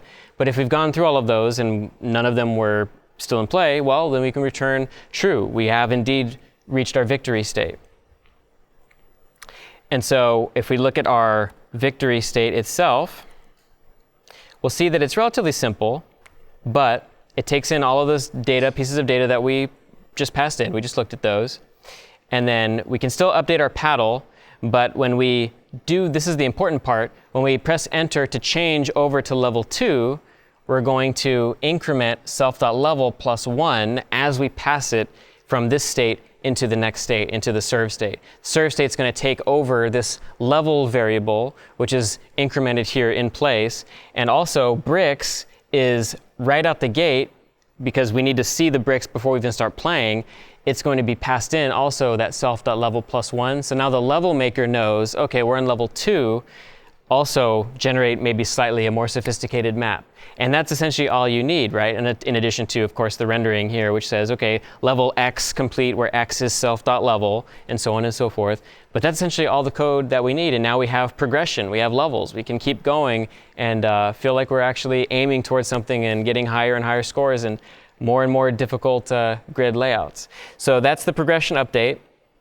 The other important piece, the last sort of remaining thing in the whole game, is the high scores. We saw that at the very beginning. High scores were at the very beginning of the game. We didn't really talk too much about them, but we sort of already see that we are preceded with all of these different variables. This is a screenshot taken from a different time where I had just created a bunch of random scores and I was playtesting a bunch of times. CCC and CTO, just different alternations of my sort of initials. But essentially, there are a few important functions that we need to talk about, and these are all tied also to the idea of data persistence. If you think of any game that you've ever played on console or whatnot, I mean, a long time ago, back in the day, you didn't really have persistent data. Look at like Nintendo or Game Boy. Most Game Boy games did, but if you look at like Nintendo, for example, a lot of games didn't ship with a save file. Legend of Zelda was one of the first that did, which was a battery that kept a certain amount of memory active so that it preserved your save data. But generally nowadays, with modern computers, we expect these to exist in games. And essentially what we need to do is think of, I need to save a file on my disk that can store something like all of my high scores. And with that, then I can, when I start the game up later, I can load this file from disk and then display them as if they were just always there. And then this allows us to, in the future, we can just keep aspiring for higher and higher scores. It's a little bit deflating to think, okay, I'm going to put all this time and effort into playing this game and just completely lose my high score. And so I think this is a very important thing that we should incorporate into most games, this idea of data persistence, save files. So there's a few important functions we need. Love.filesystem.setIdentity is just sort of a way to say, okay, where at should I assume I have free reign for a folder to put save data in. And so by default, this is in some folder on your operating system. Like on Mac, it's your user folder, library, application support, and then whatever folder name you put in as your identity. On Windows, it'll be in your app data, local roaming, something like that. And then on Linux, it's in some other directory. And this is going to be variable dependent on your operating system. You can look there based on this identity key that you've passed in and find the sort of save data that's going to exist there. And then there's a few functions that Love gives you, sort of like basic operating system functions. You can check to see if a file exists with love.filesystem.exists at path, love.filesystem.write, so you can actually write at a path a file, some data.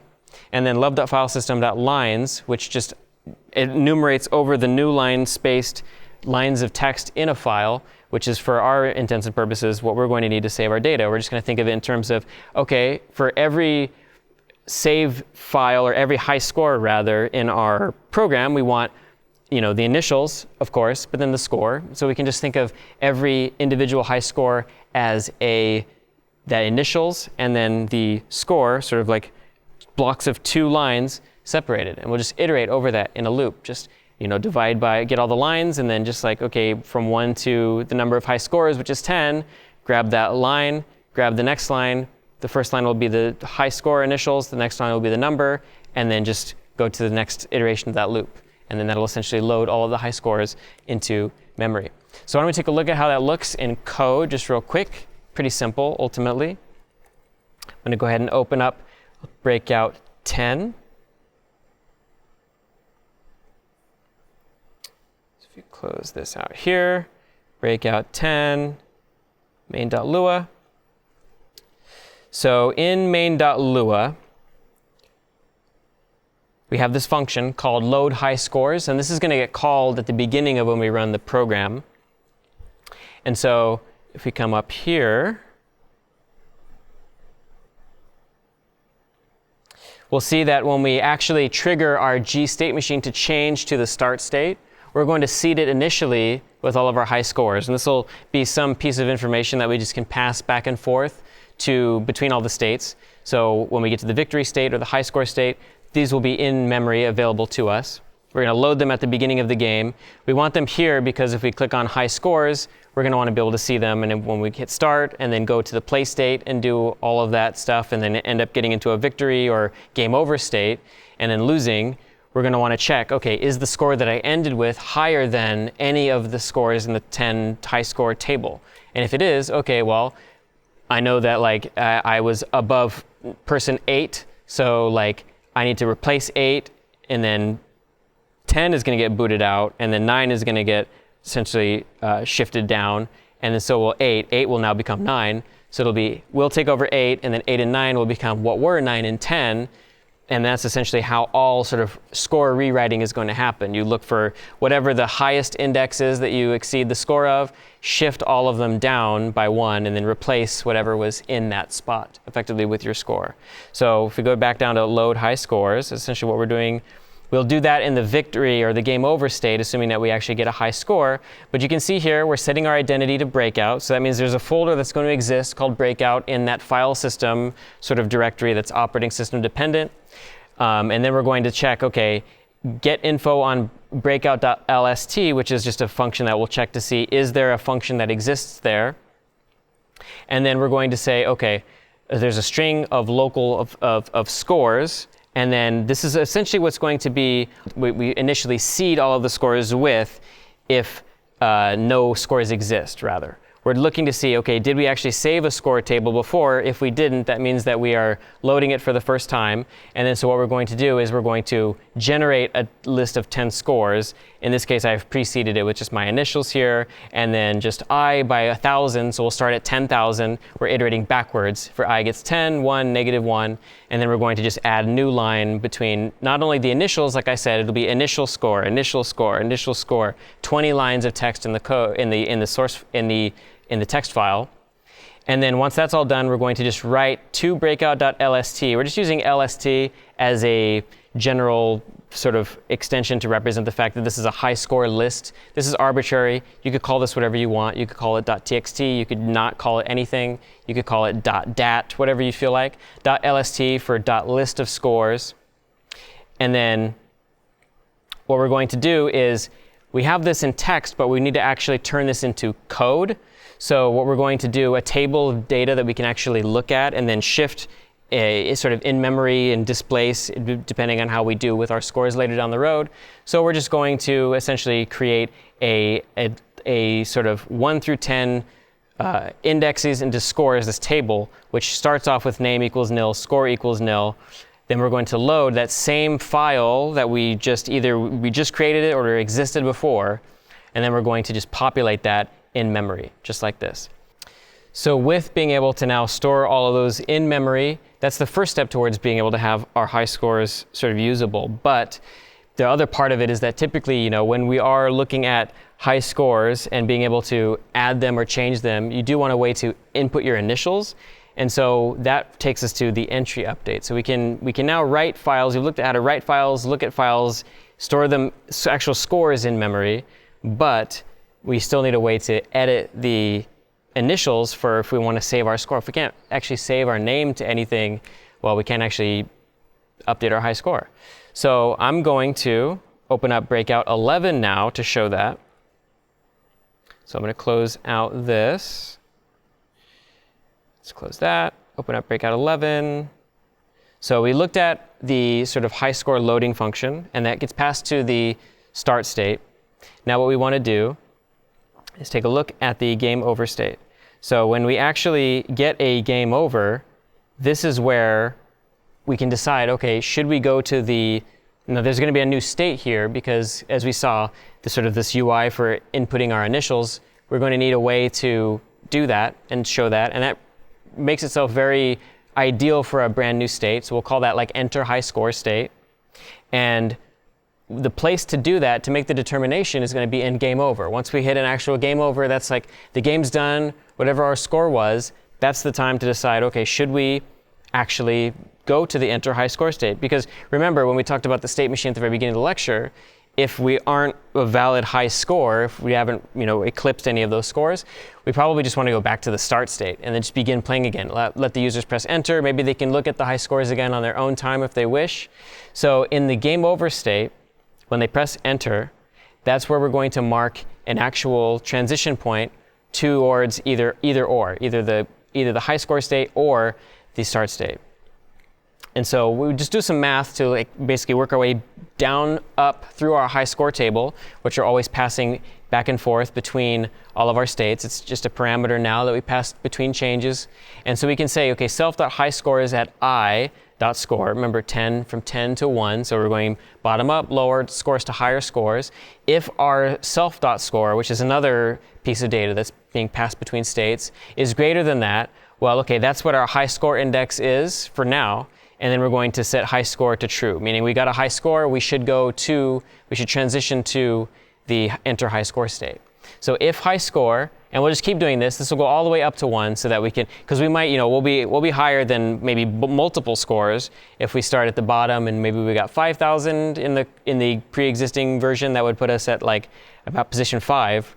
And so we want to go down to here, we want to let that process, keep track of what the highest score is that we were, and then what we're going to do is we're going to say if high score, let's go to the enter high score state. So let's go ahead and open that up. So enter high score state. Now this is a relatively light, somewhat simple state. All it does is it takes in those values that it cares about, high scores, score index. It needs to know at what point was this score higher than any of the other scores, and then also what were the scores, of course, so that it can shift them, and then it's going to resave them to disk. So it's going to end up, actually the UI, as we saw, is some sort of like letters that we can move up and down. And in fact, we might be able to quickly demo this and see, we can actually lose this deliberately, but this has been pre-seeded to be more generous than normal. So we should be able to, let's see, Command L. We should be able to quickly get a high score. So look at our high scores. Our high score is at 10,000 to 2,000. So I'm going to go ahead and start. And then we're already at 3,000 actually. I've gone ahead and pre-seeded it. So I'm just going to deliberately lose a few times if I can. Oh, that time it got right on the edge and it clipped up.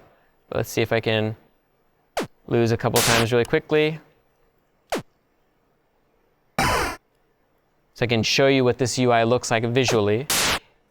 It's going to use similar logic to actually what we use the title screen, which is this sort of up and down sort of cyan highlight appearance. But see, now we got 3,175. Recall, we started at about 1,000 going up to 10,000. So I press enter here. We got like a sound effect that plays to show that we're in a victory. I can press left to right, and that will allow us to sort of move through these letters. We got a sound effect that's playing when that happens. If I press up, you can see that we are actually rotating through letters, and these letters are being represented numerically. So we're using ASCII for this. So 65 represents A, capital A. So what we're doing is we're going to just press up and down to increment through these ASCII values. We've got 3 numbers that are being stored that are being converted to strings. So we'll just say C. Yeah, I guess enter actually saves it. I was thinking move left to right with enter. But in this case, you can see that we are just above position 10, which was at 3,000, and we've gone ahead and our new initials are there, CAA. So it went back up, it iterated through the loop, through the table where all of our scores were, and then it ended up just putting me right where 9 was, which was the number below that, which was 3000, which was the CTO there. That got bumped down to 10. And so now we're actually in our high score table at 3175, which was the score that we ended with. And so if we, in fact, restart it, we should see the same number, the same high scores there. This is being saved in that .lst file right at the time that we saved that. If we go ahead and, oh, it looks like it is stalling for a second there. I'll go ahead and transition to this here. I'm going to go ahead and load up that'll be in the enter high score state. So when we press enter, so also visually, I just want to show this here too. This is where we're actually changing the color of our pen for which letter is blue versus white. So if highlighted char is 1, so there's going to be a highlighted char. In this case, it's a piece of state. Highlighted char is just, okay, first, second, or third character. Which one are we editing? Which one are we changing the initials of? This is a very sort of common presentation for arcade games and games of that nature. So we start with obviously just the first character, which is the character most on the left. In AAA, it's this first A that's here. And then if we press left or right, we'll shift through that. So that'll turn highlighted char it'll increment it. So it'd be one of these conditions in here. So right here, if keyboard was pressed left or right, we'll go ahead and we'll just increment highlighted char -1. And also we're making sure to clamp that. So if highlighted char is greater than 1, we only do that. If it's not, then we're not going to do that. We're just going to keep it linked or keep it limited to the left and right space. So we can't go less than 1, we can't go higher than 3. And then up and down does a different thing here. Here it actually will increment numbers that we're storing at this chairs or cars table that we have, or chars table, at highlight char, so 1, 2, 3. It's going to store a number, so that number is going to be between 65 and 90, 65 being the letter or the number that represents A, 90 being the number that represents Z. And so we can't go any higher than Z, we can't go any lower than A. So that's essentially up and down. We'll also be clamping here the values that can be represented by those letters. And so if we render those, we'll see that Lua gives us this string.char, string.char function, which will just take in a number and then will give us back the string for the character that is represented by that number just by calling that function. So that's a function that Lua gives us as part of its string namespace globally that we can use. And so once we press enter, it will finally trigger this code, which will finally actually take the name by concatenating all three of those. Cars 1, cars 2, cars 3, it's getting the string.char from those, using the dot to string concatenate them to make a name. It's going to then ultimately put that into wherever in our scores table was the index that we determined we were higher or equal to. It's going to put that in there with our score, and then ultimately it's going to save that to our file. It's going to just create a string. That's what we're doing here. We're just going to keep adding to a string from 1 to 10, all of our table entries, just initial score, initial score, initial score, a brand new .lst file. It's going to save that. And then once we're in the high score, once we've finished that process, it's been saved, we can then change over to high scores, the other state, which we looked at previously, which is just a very simple iteration of our high scores table. As you can see here, from 1 to 10, just go ahead and display all of in a formatted table, sort of visually using printf in a way that looks somewhat sort of structured. We'll display all 10 of our high scores. And that's all you need to display high scores. At that point, you are completely ready to go.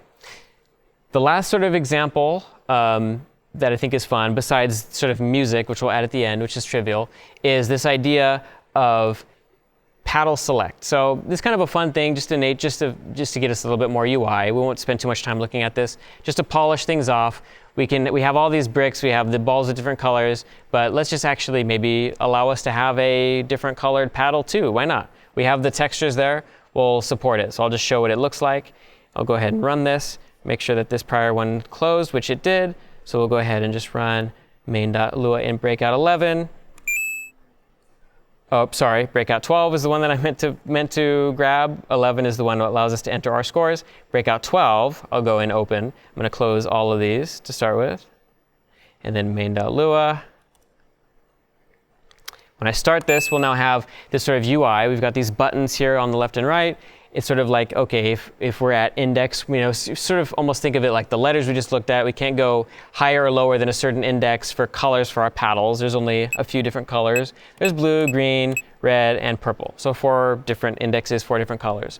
If we're at index 4, we can't go further to the right, so let's gray out that image. If we're on the left, we can't go, or if we're at index 1, we can't go any further to the left. Let's just gray that one out too. So let's just choose red. That piece of data is like the skin variable that's now on our paddle, and it'll carry over throughout all the rest of it as we're playing. And it's just sort of like a fun thing. It just sort of allows you to feel, I guess, more personal about your game. I mean, every game on the planet nowadays has just a million skins and just various fun things to do. So there's some personalization in there. It can be kind of fun. If we just take a quick look at the state, what the state looks like, relatively not a whole lot of things we haven't seen yet already, so we won't spend too much time on it. But it's a new state, paddle select state, which will now precede the actual start state. So if we go over to the main.lua, we'll see when we do a transition here. Rather, start, actually, I should say, goes to the paddle select state. So for start is the menu. This needs to happen after the menu. So you'll start state, then paddle select, then serve. So if we're in start state and we press enter, which will be here. So if we're highlighted on 1, now we go to paddle select. We no longer go to just straight to serve. So if we open up paddle select, we'll see it's pretty simple. It's ultimately just, remember, we're keeping around the high scores. Let's get passed back and forth between all states. But paddle gets 1, current paddle is 1, and then depending on what we choose, that's a piece of information that will eventually be passed in to when we do a actual transition to the serve state from here on out, because that piece of data needs to move between the states. We'll just go ahead and we will instantiate our paddle right off the gate here, and we'll call self.currentPaddle passed in as the parameter for paddle, which ultimately, if we look at paddle again, the first parameter is the skin, and then we'll just save that as a variable here, so that whenever we draw paddle, we're just going to index, we're going to offset our drawing index again with a quad. Instead of drawing blue, which is the first index, we'll draw, if we choose red, it'll be whatever 3 down is, and we're going to multiply by 4 rectangles that way. So we skip all of the different versions of blue to go to green, to go to red, to go to purple. So we're sort of like using skin as a multiplier on indexing into the quads table that we looked at previously, which if we were to go down to render, we'd see that happen here. So self.size plus 4, which is the sort of like ultimately the self.size plus 4 times the skin minus 1. So that's going to end up being like your size is your index into the 4 sizes per color. We started with size 2, so we'll always pick the second of the 4.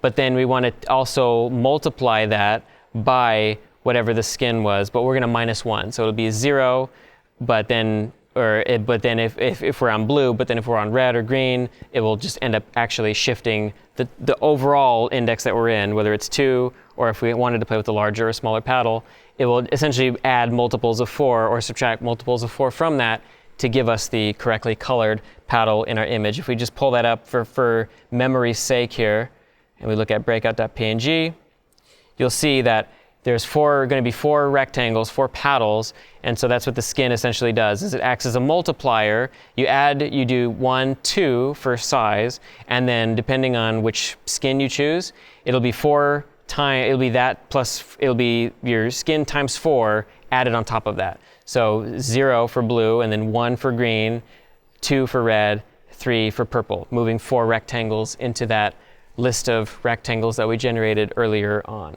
And so that's how you can create a state that allows you to choose your rectangle skin. And then the very last update, just to round things off, the music update, which is going to be, I didn't have the slide thing set up here, but so the music update is very trivial, very simple. We're just going to go ahead and, for the sake of rounding things off, we won't even need to dwell too much on the specific details of that, but I'm just going to go ahead and run main.lua. I liked the music track that we found for this. So for some atmosphere, we'll goof around a little bit, just play with the green paddle. Start at level 32 just for fun as well. Typically like to just to see what it generates. Okay, not a whole lot of delta. Let's just bounce it like that a little bit. Oh yeah, there we go. Clipping at all the corners, there we go. Yeah, there we go, give it to me. Yeah, that's good. Okay.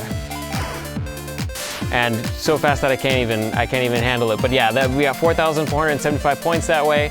So ultimately we have a very exciting, final product, final thing that we've created. It's very colorful, it's very musical, but ultimately that wraps up Breakout and its sample code. And so some of the things that we'll look at next time, so this time was a lot of stuff, so very few lectures I think will have quite as many details and a lot of things to take in all at once, but Breakout is probably the biggest hurdle stepwise in difficulty, I would say maybe throughout the term. There will be other things we look at, certainly, and Mario and Zelda have their own difficulties. All of them have their own things to look at. But Breakout is probably the biggest jump up to feeling like we made a full game, rather than Pong, which is kind of simple and two-player, and then Flappy Bird is single player, but also very simple. Breakout's got a lot of pieces to it to make it a good implementation. So next week we already looked a little bit at anonymous functions, but they'll come in handy particularly next week. Tweening and timers are very important things. You've noticed probably that all the things we've done so far have been very physically modeled, in that we've got a ball and maybe some paddles and things like that. It's bouncing off of things. We got velocity, but if we want to say, okay, move this thing over here over a second or over 2 seconds, we don't really have a very easy way to do that right now. But there are ways to do that with convenient features to say, okay, let's take some X value and sort of interpolate it, for example, over time to go from this position over to this position. And now we can say, okay, over 1 second's worth of time, why don't we move this thing over? And now we can start to model all kinds of cool visual things that we can't do so far with just physics. We'll have to look at discrete sort of problem solving in a context of a puzzle game, because, spoiler alert, next week's lecture is on Match 3, aka Candy Crush, or Bejeweled, which is something that I think a lot of folks probably have familiar with, especially similar to Flappy Bird, folks that are playing on mobile. We'll look at more ways to doing, that's sort of baked into those games is this idea of this randomly choosing shapes to fill in and how to make a procedurally generated, so to speak, game grid of tiles, like be it candy or gems or whatever. Next week it will be sort of these tiles that almost look like vitamins, but they look pretty nice. And then we'll also take a look at sort of sprite art and palettes and the influence that those have on games. And so assignment 2 is going to be kind of about extending things. Most assignments are about extending things in sort of ways that I think are intuitive and make sense. Right now, as in a lot of Arkanoid or Breakout instances, right now we don't have anything that changes the player's paddle size, even though we saw paddle sizes and whatnot. We don't have things that influence, for example, we saw by default the ball was sort of going through bricks just on its own, or fully without colliding with anything. And that might be some sort of special power or God mode or the like that you could activate through a power up. And so you might want to add something like that. In the case of this problem set, it's going to actually be spawning multiple balls, sort of like a pinball inspired mechanic where instead of just one, now you have 2. And if one you lose, that's okay. As long as you have 1 ball in play, you're still technically okay. And you can clear the screen sort of twice as fast that way. And also, we should have a way to grow and shrink the paddle based on if you've gained enough points. And there's already an implementation to recover health built into the problem set if you've gained a certain amount of points, and that amount will keep going up. But if you gain enough points, then maybe you can just grow your paddle for a bit. You've deserved a sort of boost to your strength for not taking damage for a certain period of time. And then lastly, and we sort of looked at that in the sprite sheet, adding a lock block. And then a key will maybe fall down from the ceiling. And if you grab the key, you can then now hit that block with the ball. And if you try to hit it otherwise, it just won't unlock. But that was essentially Breakout. It was I think, again, probably the biggest jump in the course in terms of overall complexity and difficulty. But I think the things that we looked at today, in particular sprite sheets, will help simplify projects tremendously going forward. And they'll also segue us nicely, into next week for Match 3, which has bricks that are also all in a sprite sheet, but also for animations, which, spoiler alert, we'll be looking at a lot with Mario and Zelda and other problem sets. So that was Breakout. This is CS50. We'll see you next week.